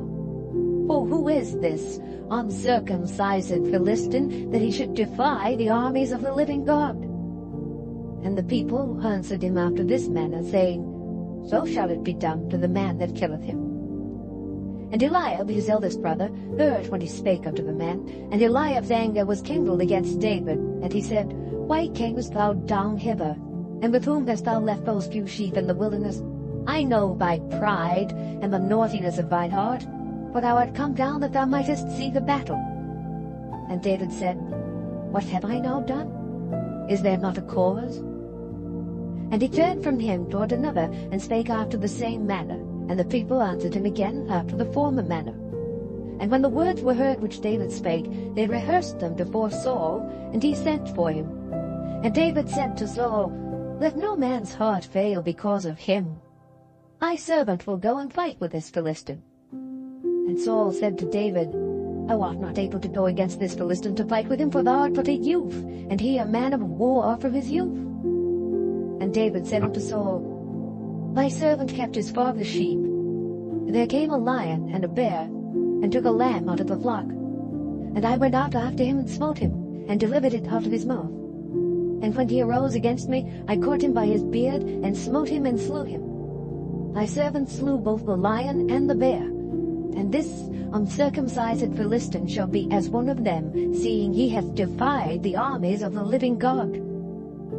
David said moreover, The Lord that delivered me out of the paw of the lion, and out of the paw of the bear, he will deliver me out of the hand of this Philistine. And Saul said unto David, Go, and the Lord be with thee. And Saul armed David with his armor, and he put an helmet of brass upon his head. Also he armed him with a coat of mail. And David girded his sword upon his armor, and he essayed to go, for he had not proved it. And David said unto Saul, I cannot go with these, for I have not proved them. And David put them on him. And he took his staff in his hand, and chose him 5 smooth stones out of the brook, and put them in a shepherd's bag which he had, even in a scrip. And his sling was in his hand, and he drew near to the Philistine. And the Philistine came on and drew near unto David, and the man that bare the shield went before him. And when the Philistine looked about, and saw David, he disdained him, for he was but a youth, and ruddy, and of a fair countenance. And the Philistine said unto David, Am I a dog, that thou comest to me with staves? And the Philistine cursed David by his gods. And the Philistine said to David, Come to me, and I will give thy flesh unto the fowls of the air, and to the beasts of the field. Then said David to the Philistine, Thou comest to me with a sword, and with a spear, and with a shield. But I come to thee in the name of the Lord of hosts, the God of the armies of Israel, whom thou hast defied. This day will the Lord deliver thee into my hand, and I will smite thee, and take thine head from thee. And I will give the carcasses of the host of the Philistines this day unto the fowls of the air, and to the wild beasts of the earth, that all the earth may know that there is a God in Israel. And all this assembly shall know that the Lord saveth not with sword and spear, for the battle is the Lord's, and he will give you into our hands. And it came to pass, when the Philistine arose and came and drew nigh to meet David, that David hasted and ran toward the army to meet the Philistine. And David put his hand in his bag, and took thence a stone, and slang it, and smote the Philistine in his forehead, that the stone sunk into his forehead, and he fell upon his face to the earth. So David prevailed over the Philistine with a sling and with a stone, and smote the Philistine and slew him. But there was no sword in the hand of David. Therefore David ran and stood upon the Philistine, and took his sword, and drew it out of the sheath thereof, and slew him, and cut off his head therewith. And when the Philistines saw their champion was dead, they fled. And the men of Israel and of Judah arose, and shouted, and pursued the Philistines, until thou come to the valley, and to the gates of Ekron. And the wounded of the Philistines fell down by the way to Shaaraim, even unto Gath, and unto Ekron.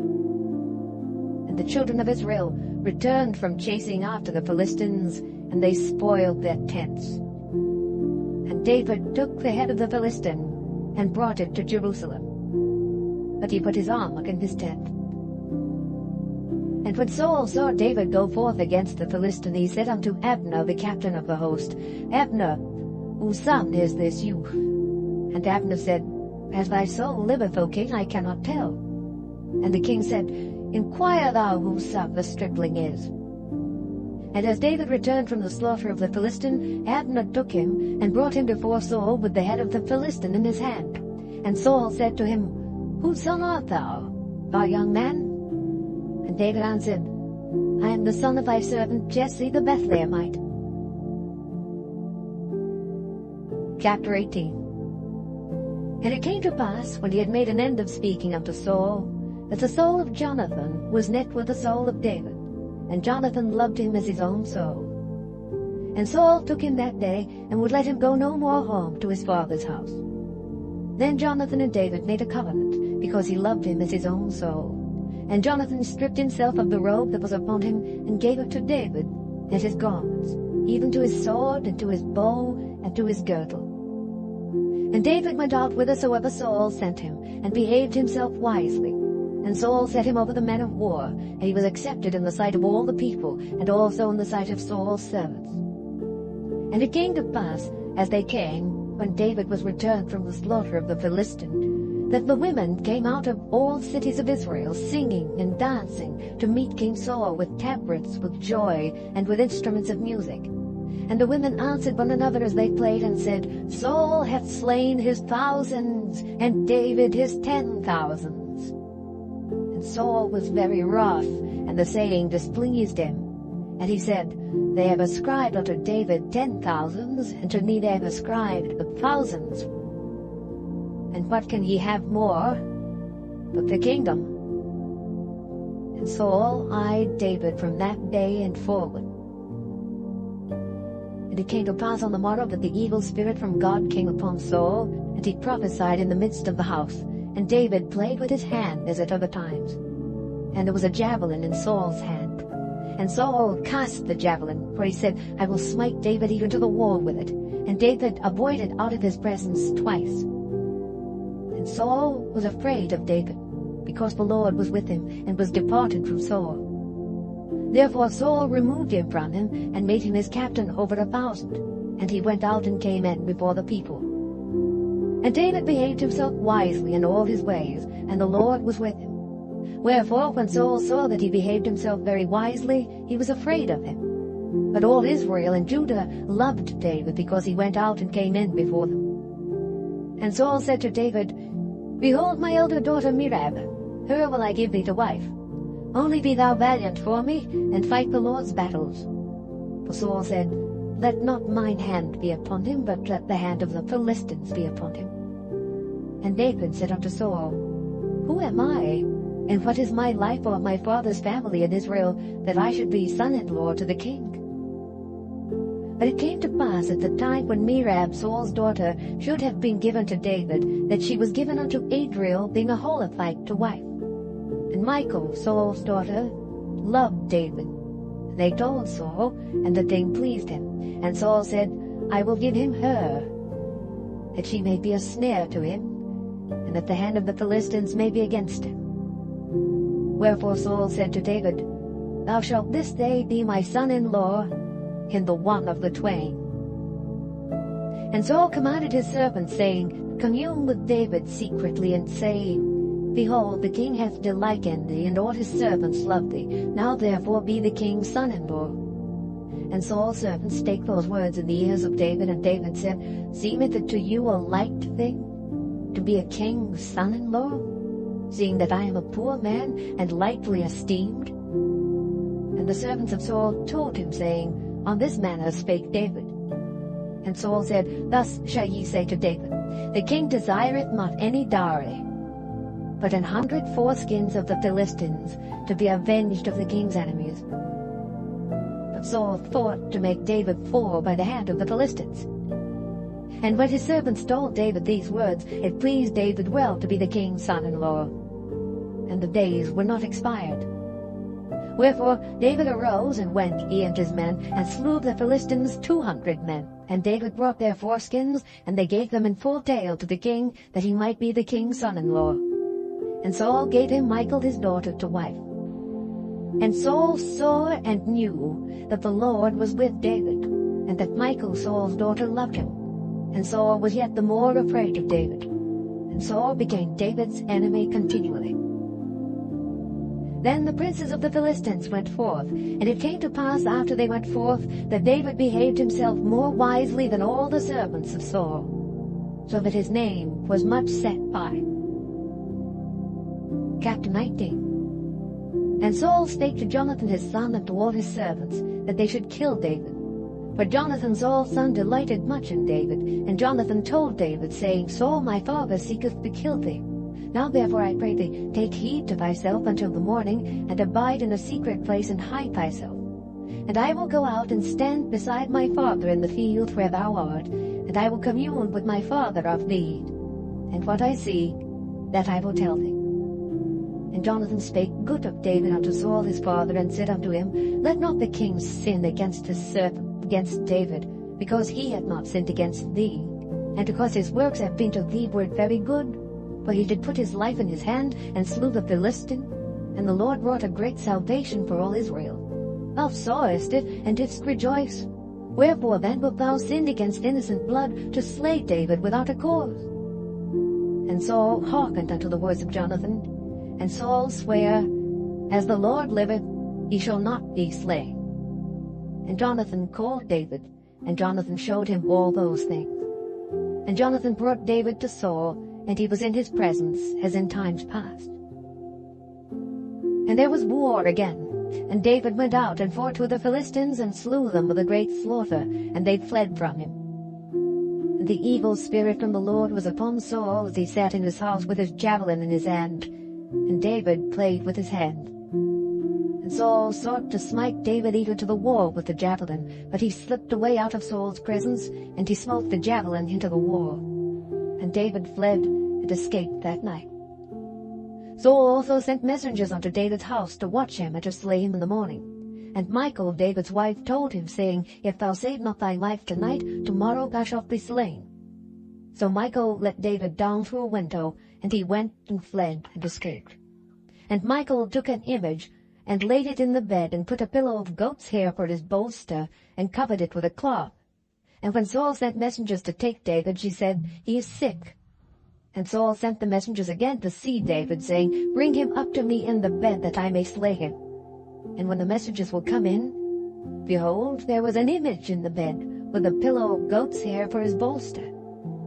And Saul said unto Michal, Why hast thou deceived me so, and sent away mine enemy, that he has escaped? And Michal answered Saul, He said unto me, Let me go, why should I kill thee? So David fled and escaped, and came to Samuel to Ramah, and told him all that Saul had done to him. And he and Samuel went and dwelt in Naioth.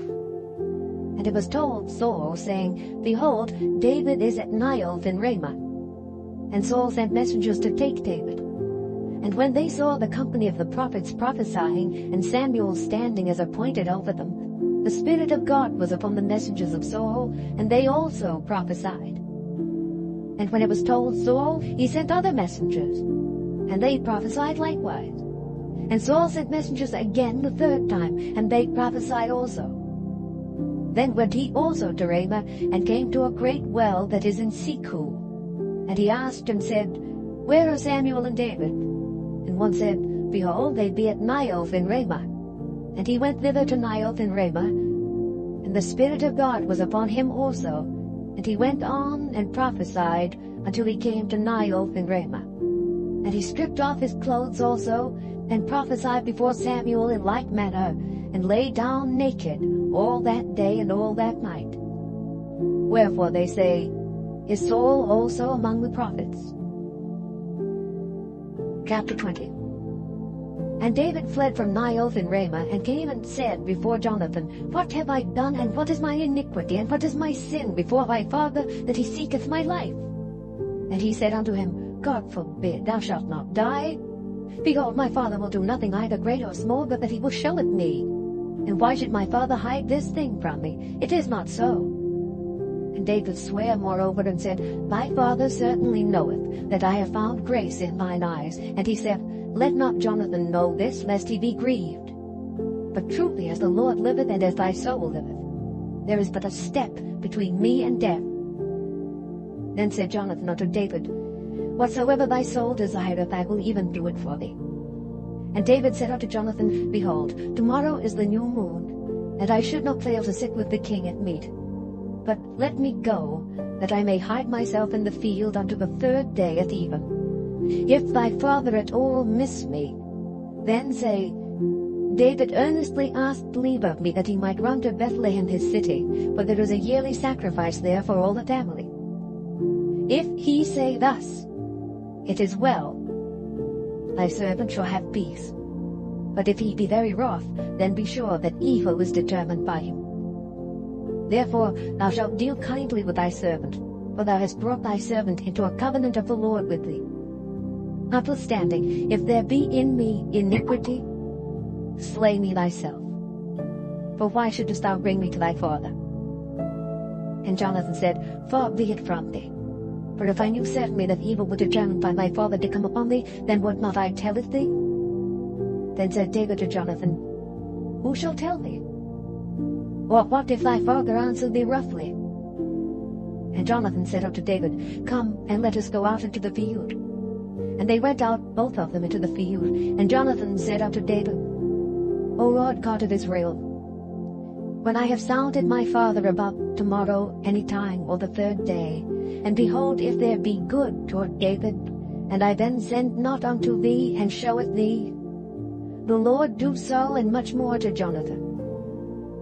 But if it please my father to do thee evil, then I will show it thee, and send thee away, that thou mayest go in peace. And the Lord be with thee, as he hath been with my father. And thou shalt not only, while yet I live, show me the kindness of the Lord, that I die not, but also thou shalt not cut off thy kindness from my house forever. No, not when the Lord hath cut off the enemies of David, every one from the face of the earth. So Jonathan made a covenant with the house of David, saying, Let the Lord even require it at the hand of David's enemies. And Jonathan caused David to swear again, because he loved him, for he loved him as he loved his own soul. Then Jonathan said to David, Tomorrow is the new moon, and thou shalt be missed, because thy seat will be empty. And when thou hast stayed 3 days, then thou shalt go down quickly, and come to the place where thou didst hide thyself, when the business was in hand, and shalt remain by the stone Ezel. And I will shoot 3 arrows on the side thereof, as though I shot at a mark. And behold, I will send a lad, saying, Go find out the arrows. If I expressly say unto the lad, Behold, the arrows are on this side of thee, take them. Then come thou, for there is peace to thee, and no hurt, as the Lord liveth. But if I say thus unto the young man, Behold, the arrows are beyond thee, go thy way, for the Lord hath sent thee away. And as touching the matter which thou and I have spoken of, behold, the Lord be between thee and me forever. So David hid himself in the field, and when the new moon was come, the king sat him down to eat meat. And the king sat upon his seat as at other times, even upon a seat by the wall. And Jonathan arose, and Abner sat by Saul's side, and David's place was empty. Nevertheless Saul spake not anything that day, for he thought, Something hath befallen him. He is not clean, surely he is not clean. And it came to pass on the morrow, which was the 2nd day of the month, that David's place was empty. And Saul said unto Jonathan his son, Wherefore cometh not the son of Jesse to me, neither yesterday nor today? And Jonathan answered Saul, David earnestly asked leave of me to go to Bethlehem. And he said, Let me go, I pray thee, for our family hath a sacrifice in the city, and my brother he hath commanded me to be there. And now if I have found favour in thine eyes, let me get away, I pray thee, and see my brethren. Therefore he cometh not unto the king's table. Then Saul's anger was kindled against Jonathan, and he said unto him, Thou son of the perverse rebellious woman, do not I know that thou hast chosen the son of Jesse to thine own confusion, and unto the confusion of thy mother's nakedness? For as long as the son of Jesse liveth upon the ground, thou shalt not be established, nor thy kingdom. Wherefore now send and fetch him unto me, for he shall surely die. And Jonathan answered Saul his father, and said unto him, Wherefore shall he be slain? What hath he done? And Saul cast a javelin at him to smite him, whereby Jonathan knew that it was determined of his father to slay David. So Jonathan arose from the table in fierce anger, and did eat no meat the 2nd day of the month, for he was grieved for David, because his father had done him shame. And it came to pass in the morning that Jonathan went out into the field at the time appointed with David, and the little lad with him. And he said unto his lad, Run, find out now the arrows which I shoot. And as the lad ran, he shot an arrow beyond him. And when the lad was come to the place of the arrow which Jonathan had shot, Jonathan cried after the lad, and said, Is not the arrow beyond thee? And Jonathan cried after the lad, Make speed, haste, stay not. And Jonathan's lad gathered up the arrows, and came to his master. But the lad knew not anything. Only Jonathan and David knew the matter. And Jonathan gave his artillery unto his lad, and said unto him, Go, carry them to the city. And as soon as the lad was gone, David arose out of a place toward the south, and fell on his face to the ground, and bowed himself 3 times. And they kissed one another, and wept one with another, until David exceeded. And Jonathan said to David, Go in peace, forasmuch as we have sworn both of us in the name of the Lord, saying, The Lord be between me and thee, and between my seed and thy seed forever. And he arose and departed, and Jonathan went into the city. Chapter 21. Then came David to Nob, to Ahimelech the priest. And Ahimelech was afraid at the meeting of David, and said unto him, Why art thou alone, and no man with thee? And David said unto Ahimelech the priest, The king hath commanded me of business, and hath said unto me, Let no man know anything of the business whereabout I send thee, and what I have commanded thee.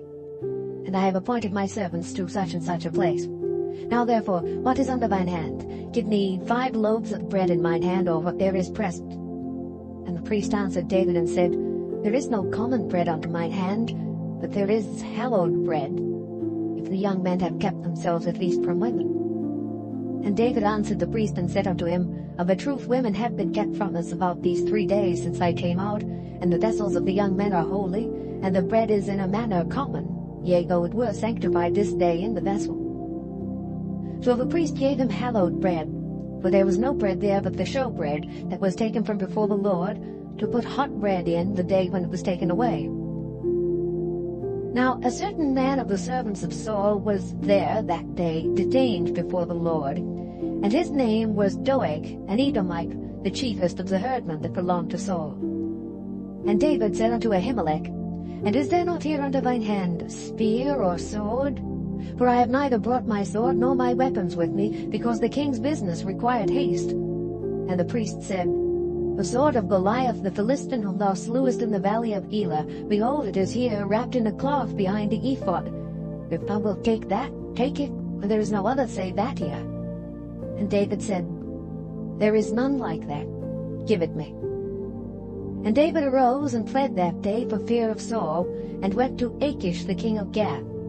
And the servants of Achish said unto him, Is not this David the king of the land? Did they not sing one to another of him in dances, saying, Saul has slain his thousands, and David his 10,000s? And David laid up these words in his heart, and was sore afraid of Achish the king of Gath. And he changed his behavior before them, and feigned himself mad in their hands, and scrabbled on the doors of the gate, and let his spittle fall down upon his beard. Then said Achish unto his servants, Lo, ye see the man is mad. Wherefore then have ye brought him to me? Have I need of madmen, that ye have brought this fellow to play the madman in my presence? Shall this fellow come into my house? Chapter 22. David therefore departed thence, and escaped to the cave Adullam. And when his brethren and all his father's house heard it, they went down thither to him. And every one that was in distress, and every one that was in debt, and every one that was discontented, gathered themselves unto him. And he became a captain over them, and there were with him about 400 men. And David went thence to Mizpeh of Moab, and he said unto the king of Moab, Let my father and my mother, I pray thee, come forth and be with you, till I know what God will do for me. And he brought them before the king of Moab, and they dwelt with him all the while that David was in the hold. And the prophet Gad said unto David, Abide not in the hold, depart and get thee into the land of Judah.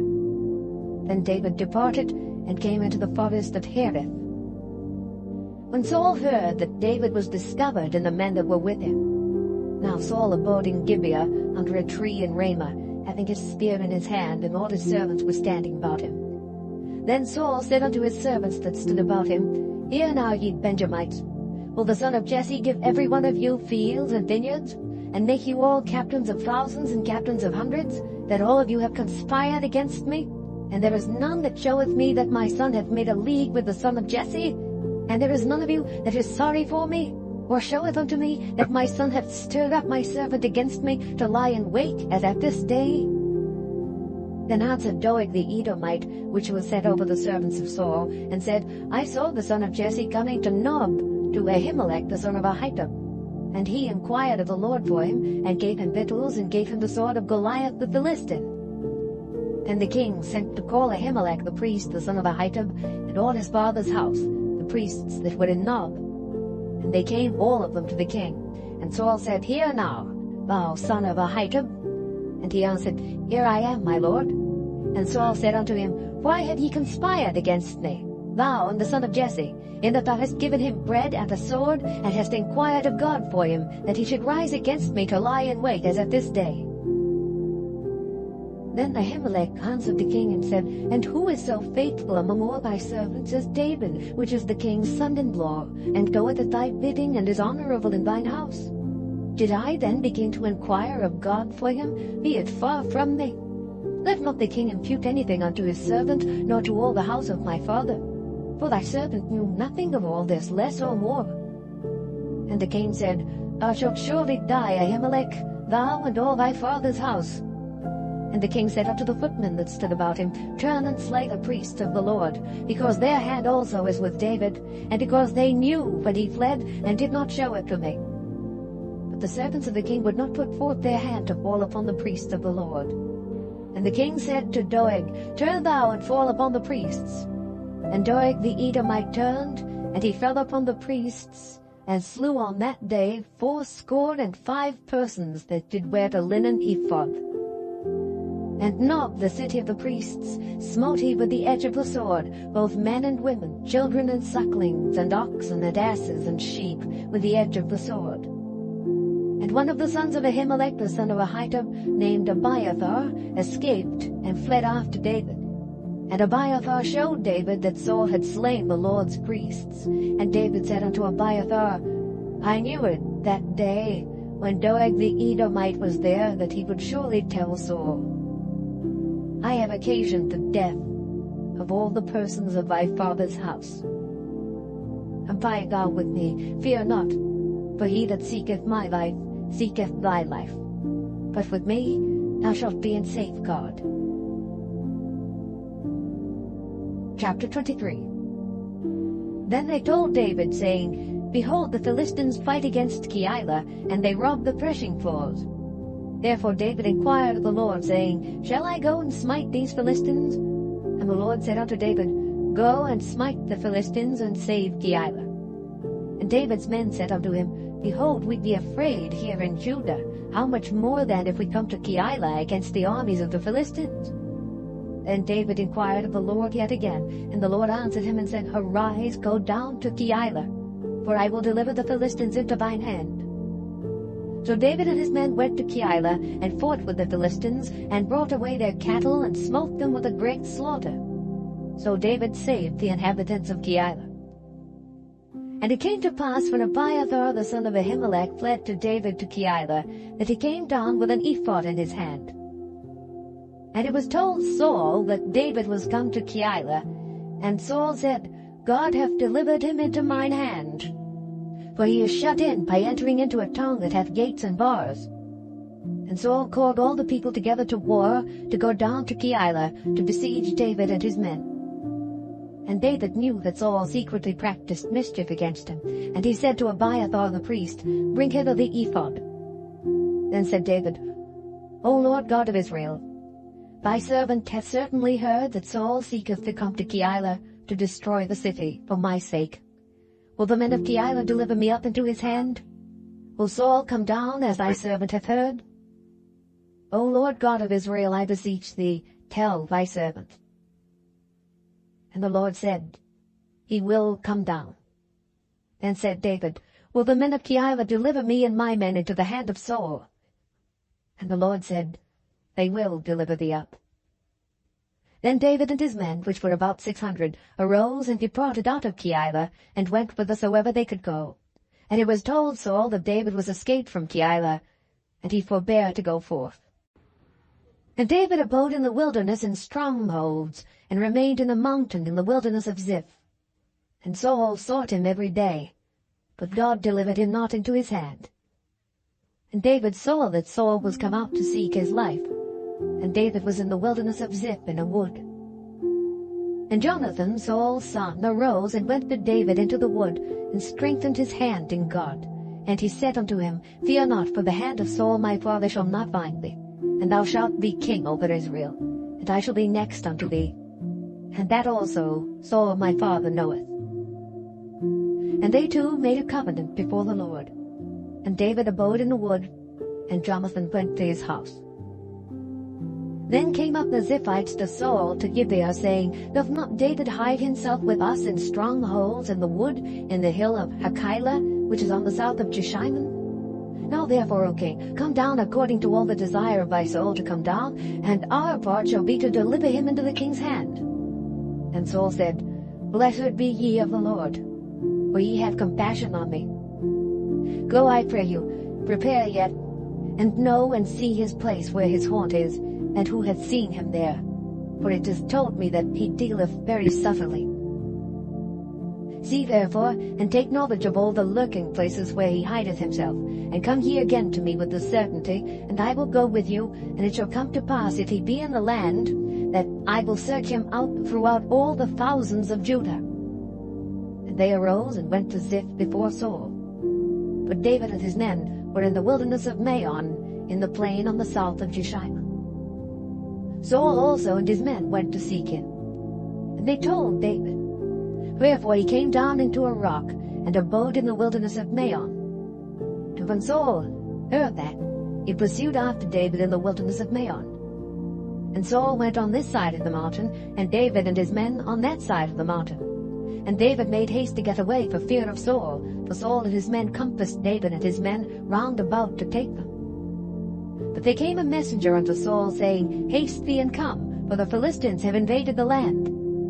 Wherefore Saul returned from pursuing after David, and went against the Philistines. Therefore They called that place Zelah Hamaleketh. And David went up from thence, and dwelt in strongholds at Engedi. Chapter 24. And it came to pass, when Saul was returned from following the Philistines, that it was told him, saying, Behold, David is in the wilderness of Engedi. Then Saul took 3,000 chosen men out of all Israel, and went to seek David and his men upon the rocks of the wild goats. And he came to the sheepcotes by the way, where was a cave. And Saul went in to cover his feet. And David and his men remained in the sides of the cave. And the men of David said unto him, Behold, the day of which the Lord said unto thee, Behold, I will deliver thine enemy into thine hand, that thou mayest do to him as it shall seem good unto thee. Then David arose, and cut off the skirt of Saul's robe privily. And it came to pass afterward that David's heart smote him, because he had cut off Saul's skirt. And he said unto his men, The Lord forbid that I should do this thing unto my master, the Lord's anointed, to stretch forth mine hand against him, seeing he is the anointed of the Lord. So David stayed his servants with these words, and suffered them not to rise against Saul. And Saul rose up out of the cave, and went on his way.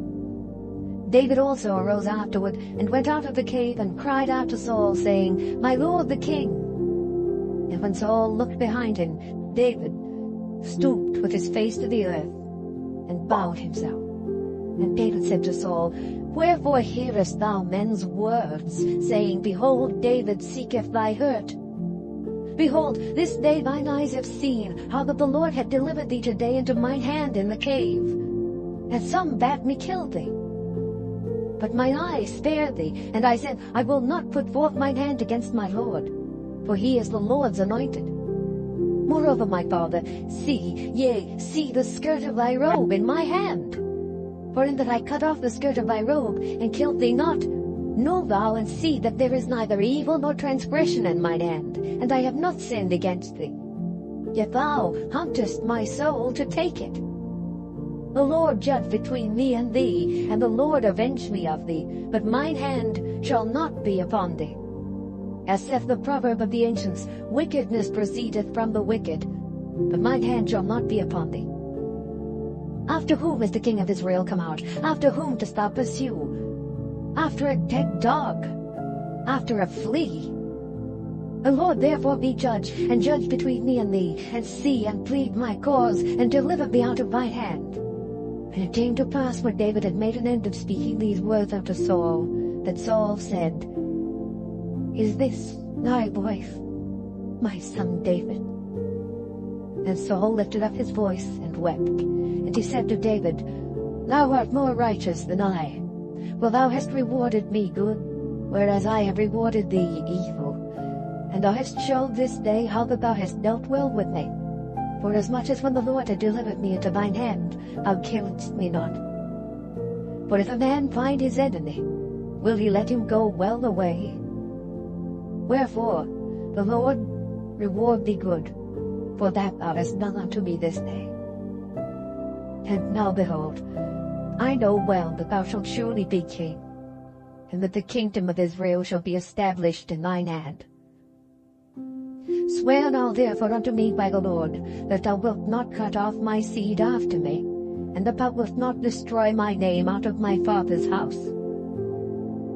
And David sware unto Saul, and Saul went home. But David and his men carried him up unto the hold. Chapter 25. And Samuel died, and all the Israelites were gathered together and lamented him, and buried him in his house at Ramah. And David arose and went down to the wilderness of Paran. And there was a man in Maon, whose possessions were in Carmel. And the man was very great, and he had 3,000 sheep and 1,000 goats. And he was shearing his sheep in Carmel. Now the name of the man was Nabal, and the name of his wife Abigail. And she was a woman of good understanding, and of a beautiful countenance. But the man was churlish and evil in his doings, and he was of the house of Caleb. And David heard in the wilderness that Nabal did shear his sheep, And David sent out 10 young men, and David said unto the young men, Get you up to Carmel, and go to Nabal, and greet him in my name. And thus shall ye say to him that liveth in prosperity, Peace be both to thee, and peace be to thine house, and peace be unto all that thou hast. And now I have heard that thou hast shearers. Now thy shepherds, which were with us, we heard them not, neither was there aught missing unto them all the while they were in Carmel. Ask thy young men, and they will show thee. Wherefore, let the young men find favor in thine eyes, for we come in a good day. Give, I pray thee, whatsoever cometh to thine hand unto thy servants and to thy son David. And when David's young men came, they spake to Nabal according to all those words in the name of David, and ceased. And Nabal answered David's servants, and said, Who is David? And who is the son of Jesse? There be many servants nowadays that break away every man from his master. Shall I then take my bread and my water and my flesh that I have killed for my shearers, and give it unto men whom I know not whence they be? So David's young men turned their way, and went again, and came, and told him all those sayings. And David said unto his men, Gird ye on every man his sword. And they girded on every man his sword, and David also girded on his sword. And there went up after David about 400 men, and 200 abode by the stuff.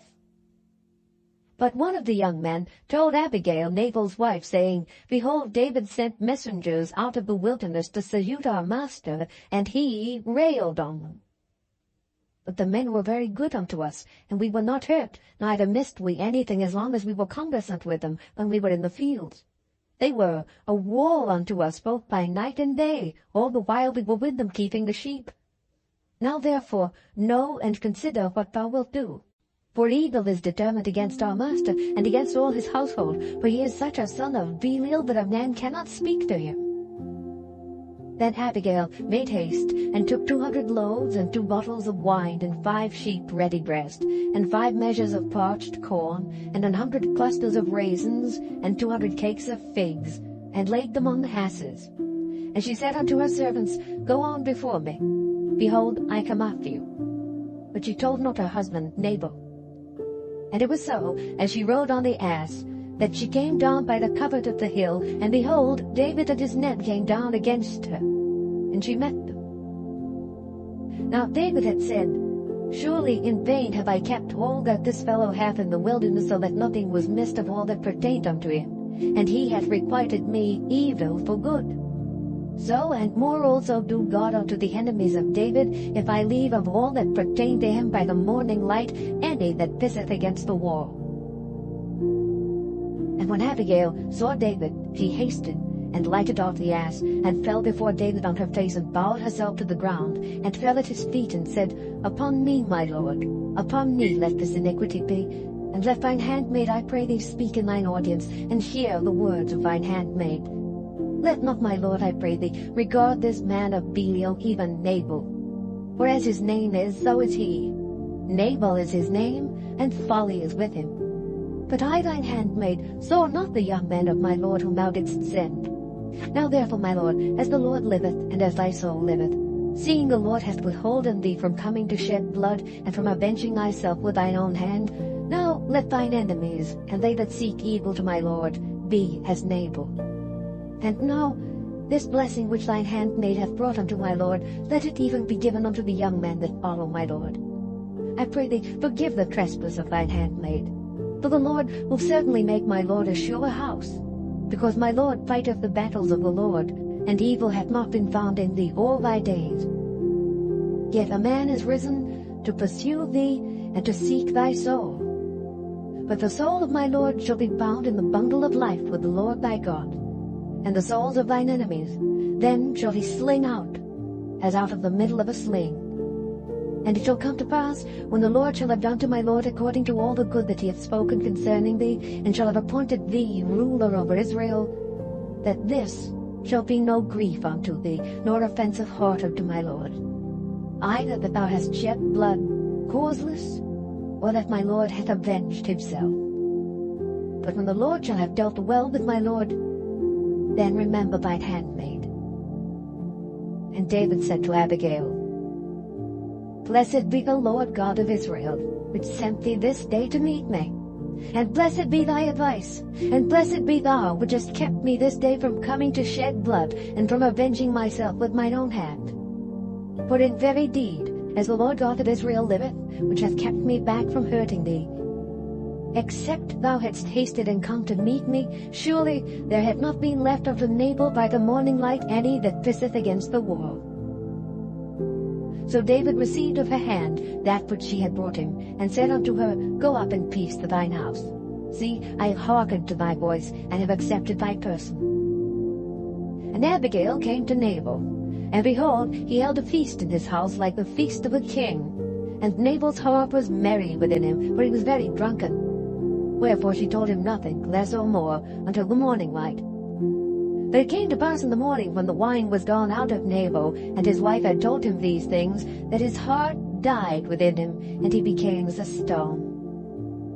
And it came to pass about 10 days after, that the Lord smote Nabal, that he died. And when David heard that Nabal was dead, he said, Blessed be the Lord that hath pleaded the cause of my reproach from the hand of Nabal, and hath kept his servant from evil. For the Lord hath returned the wickedness of Nabal upon his own head. And David sent and communed with Abigail, to take her to him to wife. And when the servants of David were come to Abigail to Carmel, they spake unto her, saying, David sent us unto thee to take thee to him to wife. And she arose and bowed herself on her face to the earth, and said, Behold, let thine handmaid be a servant to wash the feet of the servants of my lord. And Abigail hasted and arose, and rode upon an ass with 5 damsels of hers that went after her. And she went after the messengers of David, and became his wife. David also took Ahinoam of Jezreel, and they were also both of them his wives. But Saul had given Michal his daughter, David's wife, to Phalti the son of Laish, which was of Galim. Chapter 26. And the Ziphites came unto Saul to Gibeah, saying, Doth not David hide himself in the hill of Hachilah, which is before Jeshimon? Then Saul arose and went down to the wilderness of Ziph, having 3,000 chosen men of Israel with him, to seek David in the wilderness of Ziph. And Saul pitched in the hill of Hachilah, which is before Jeshimon, by the way. But David abode in the wilderness. And he saw that Saul came after him into the wilderness. David therefore sent out spies, and understood that Saul was come in very deed. And David arose and came to the place where Saul had pitched. And David beheld the place where Saul lay, and Abner the son of Ner, the captain of his host. And Saul lay in the trench, and the people pitched round about him. Then answered David and said to Ahimelech the Hittite, and to Abishai the son of Zeruiah, brother to Joab, saying, Who will go down with me to Saul to the camp? And Abishai said, I will go down with thee. So David and Abishai came to the people by night, and behold, Saul lay sleeping within the trench, and his spear stuck in the ground at his bolster. But Abner and the people lay round about him. Then said Abishai to David, God hath delivered thine enemy into thine hand this day. Now therefore let me smite him, I pray thee, with a spear even to the earth at once, and I will not smite him the second time. And David said to Abishai, Destroy him not. For who can stretch forth his hand against the Lord's anointed, and be guiltless? David said furthermore, As the Lord liveth, the Lord shall smite him, or his day shall come to die, or he shall descend into battle and perish. The Lord forbid that I should stretch forth mine hand against the Lord's anointed. But I pray thee, take thou now the spear that is at his bolster, and the cruse of water, and let us go. So David took the spear and the cruse of water from Saul's bolster, and they gat them away, and no man saw it, nor knew it, neither awaked. For they were all asleep, because a deep sleep from the Lord was falling upon them. Then David went over to the other side, and stood on the top of an hill afar off, a great space being between them. And David cried to the people, and to Abner the son of Ner, saying, Answerest thou not, Abner? And Abner answered and said, Who art thou that criest to the king? And David said to Abner, Art not thou a valiant man? And who is like to thee in Israel? Wherefore then hast thou not kept thy lord the king? For there came one of the people in to destroy the king thy lord. This thing is not good that thou hast done. As the Lord liveth, ye are worthy to die, because ye have not kept your master the Lord's anointed. And now see where the king's spear is, and the cruse of water that was at his bolster. And Saul knew David's voice, and said, Is this thy voice, my son David? And David said, It is my voice, my lord, O king. And he said, Wherefore doth my lord thus pursue after his servant? For what have I done? Or what evil is in mine hand? Now therefore I pray thee, let my lord the king hear the words of his servant. If the Lord have stirred thee up against me, let him accept an offering. But if they be the children of men, cursed be they before the Lord, for they have driven me out this day from abiding in the inheritance of the Lord, saying, Go, serve other gods. Now therefore let not my blood fall to the earth before the face of the Lord. For the king of Israel is come out to seek a flea, as when one doth hunt a partridge in the mountains. Then said Saul, I have sinned. Return, my son David, for I will no more do thee harm, because my soul was precious in thine eyes this day.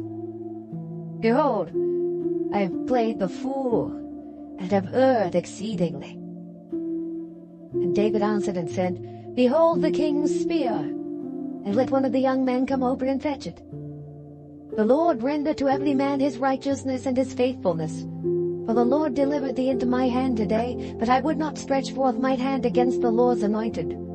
And behold, as thy life was much set by this day in mine eyes, so let my life be much set by in the eyes of the Lord, and let him deliver me out of all tribulation. Then Saul said to David, Blessed be thou, my son David. Thou shalt both do great things, and also shalt still prevail. So David went on his way, and Saul returned to his place.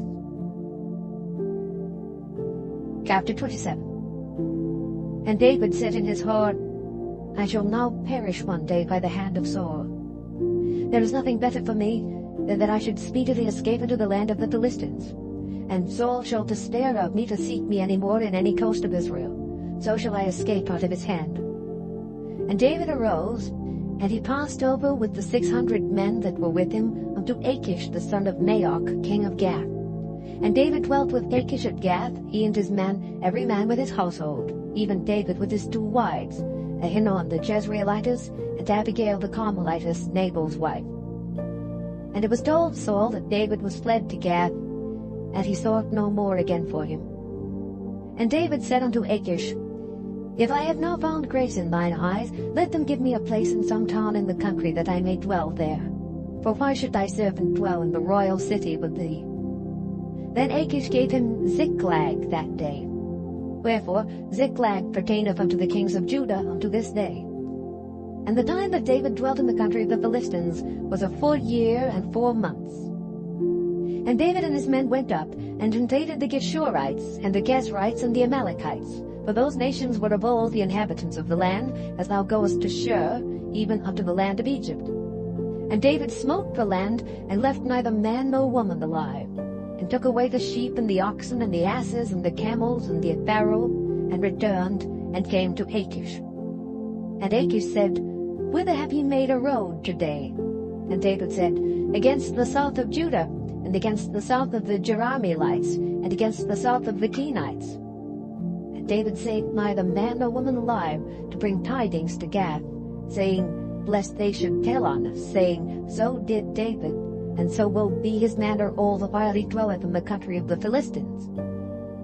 And Achish believed David, saying, He hath made his people Israel utterly to abhor him. Therefore he shall be my servant forever. Chapter 28. And it came to pass in those days that the Philistines gathered their armies together for warfare to fight with Israel. And Achish said unto David, Know thou assuredly that thou shalt go out with me to battle, thou and thy men. And David said to Achish, Surely thou shalt know what thy servant can do. And Achish said to David, Therefore will I make thee keeper of mine head forever. Now Samuel was dead, And all Israel had lamented him, and buried him in Ramah, even in his own city. And Saul had put away those that had familiar spirits, and the wizards, out of the land. And the Philistines gathered themselves together, and came and pitched in Shunem. And Saul gathered all Israel together, and they pitched in Gilboa. And when Saul saw the host of the Philistines, he was afraid, and his heart greatly trembled. And when Saul inquired of the Lord answered him not, neither by dreams, nor by Urim, nor by prophets. Then said Saul unto his servants, Seek me a woman that hath a familiar spirit, that I may go to her and inquire of her.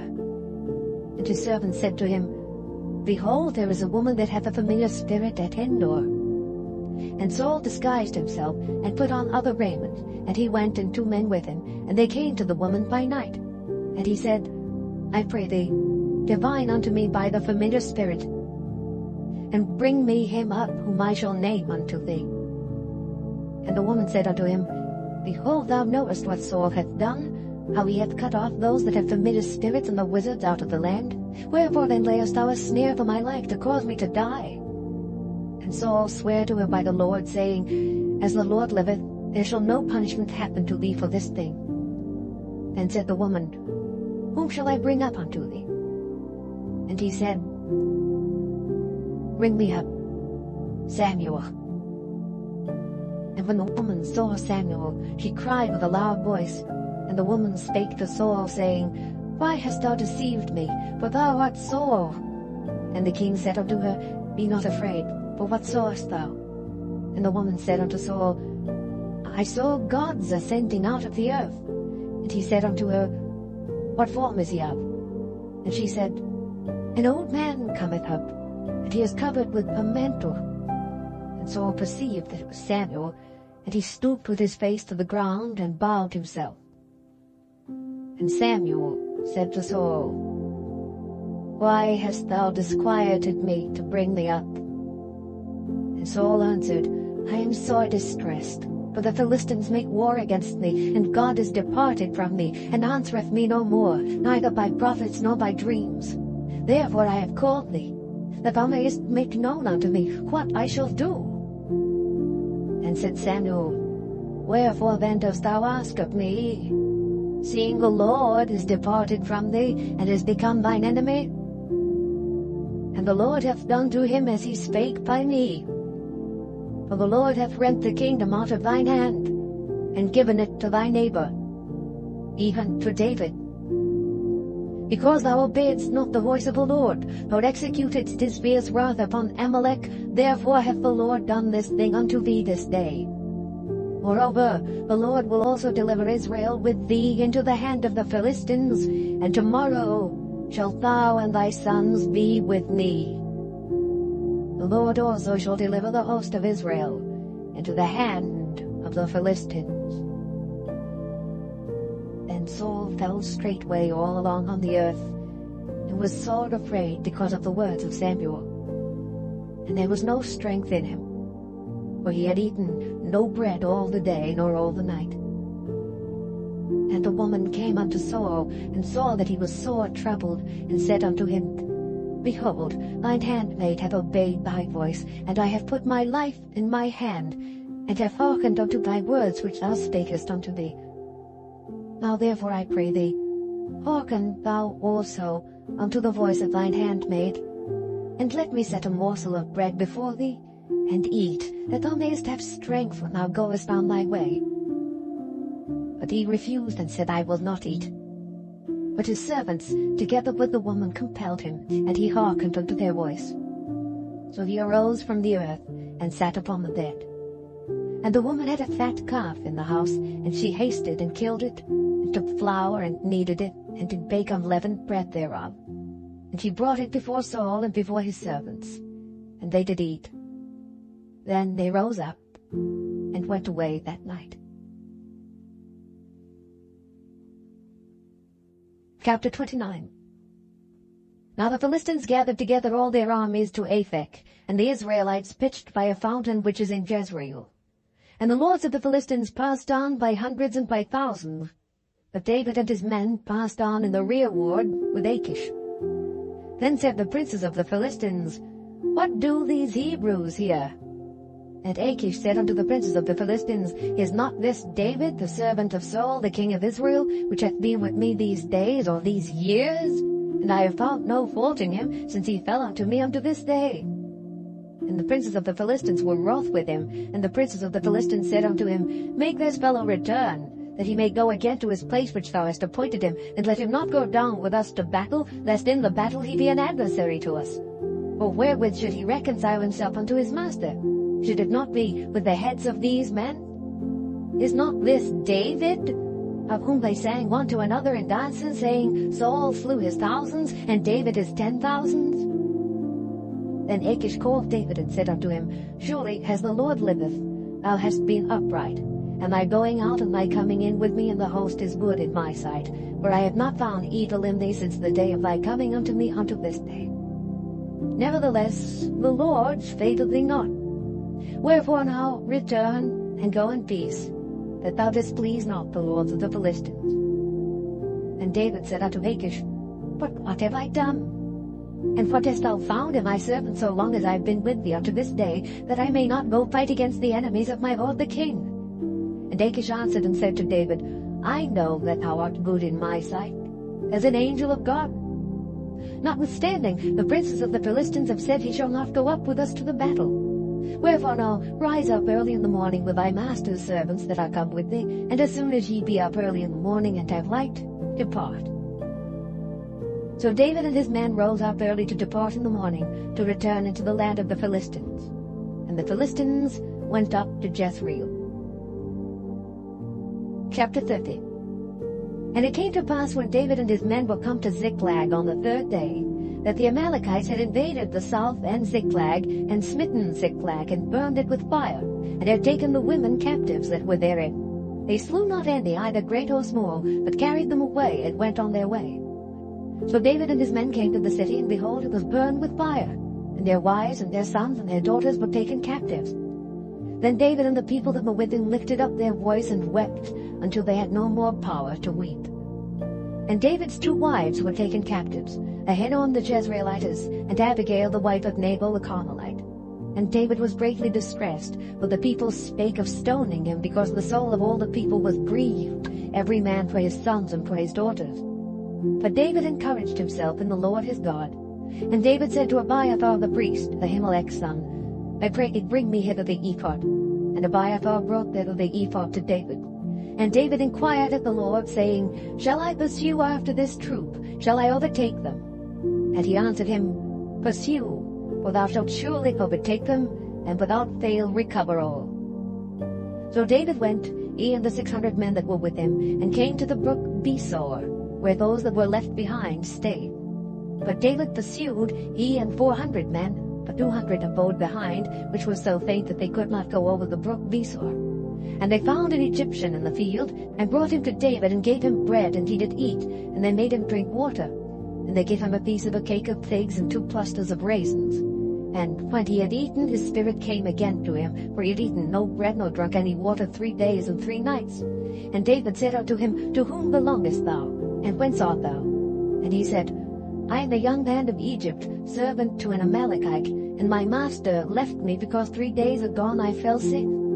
We made an invasion upon the south of the Cherethites, and upon the coast which belongeth to Judah, and upon the south of Caleb, and we burned Ziklag with fire. And David said to him, Canst thou bring me down to this company? And he said, Swear unto me by God that thou wilt neither kill me, nor deliver me into the hands of my master, and I will bring thee down to this company. And when he had brought him down, behold, they were spread abroad upon all the earth, eating and drinking, and dancing, because of all the great spoil that they had taken out of the land of the Philistines, not of the land of Judah. And David smote them from the twilight even unto the evening of the next day. And there escaped not a man of them, save 400 young men which rode upon camels and fled. And David recovered all that the Amalekites had carried away, and David rescued his 2 wives. And there was nothing lacking to them, neither small nor great, neither sons nor daughters, neither spoil nor anything that they had taken to him. David recovered all. And David took all the flocks and the herds which they drave before those other cattle, and said, This is David's spoil. And David came to the 200 men which were so faint that they could not follow David, whom they had made also to abide at the brook Besor. And they went forth to meet David, and to meet the people that were with him. And when David came near to the people, he saluted them. Then answered all the wicked men and men of Belial, of those that went with David, and said, Because they went not with us, we will not give them aught of the spoil that we have recovered, save to every man his wife and his children, that they may lead them away and depart. Then said David, You shall not do so, my brethren, with that which the Lord hath given us, who hath preserved us and delivered the company that came against us into our hand. For who will hearken unto you in this matter? But as his part is that goeth down to the battle, so shall his part be that tarrieth by the stuff. They shall part alike. And it was so from that day forward that he made it a statute and an ordinance for Israel unto this day. And when David came to Ziklag, he sent of the spoil unto the elders of Judah, even to his friends, saying, Behold a present for you of the spoil of the enemies of the Lord. To them which were in Bethel, and to them which were in South Ramoth, and to them which were in Jeter, and to them which were in Aroer, and to them which were in Sifmoth, and to them which were in Eshtemoa, and to them which were in Rachel, and to them which were in the cities of the Jerahmeelites, and to them which were in the cities of the Kenites, and to them which were in Hormah, and to them which were in Korashan, and to them which were in Athach, and to them which were in Hebron, and to all the places where David himself and his men were wont to haunt. Chapter 31. Now the Philistines fought against Israel, and the men of Israel fled from before the Philistines, and fell down slain in Mount Gilboa. And the Philistines followed hard upon Saul and upon his sons, and the Philistines slew Jonathan, and Abinadab, and Malchishua, Saul's sons. And the battle went sore against Saul, and the archers hit him, and he was sore wounded of the archers. Then said Saul unto his armor-bearer, Draw thy sword and thrust me through therewith, lest these uncircumcised come and thrust me through and abuse me. But his armor-bearer would not, for he was sore afraid. Therefore Saul took a sword, and fell upon it. And when his armor-bearer saw that Saul was dead, he fell likewise upon his sword, and died with him. So Saul died, and his 3 sons, and his armor-bearer, and all his men, that same day together. And when the men of Israel that were on the other side of the valley, and they that were on the other side Jordan, saw that the men of Israel fled, and that Saul and his sons were dead, they forsook the cities and fled, and the Philistines came and dwelt in them. And it came to pass on the morrow, when the Philistines came to strip the slain, that they found Saul and his 3 sons fallen in Mount Gilboa. And they cut off his head, and stripped off his armor, and sent into the land of the Philistines round about, to publish it in the house of their idols and among the people. And they put his armor in the house of Ashtaroth, and they fastened his body to the wall of Bethshan. And when the inhabitants of Jabesh-Gilead heard of that which the Philistines had done to Saul, all the valiant men arose, and went all night, and took the body of Saul and the bodies of his sons from the wall of Bethshan, and came to Jabesh, and burnt them there. And they took their bones, and buried them under a tree at Jabesh, and fasted 7 days. The end of the first book of Samuel, otherwise called the first book of the Kings.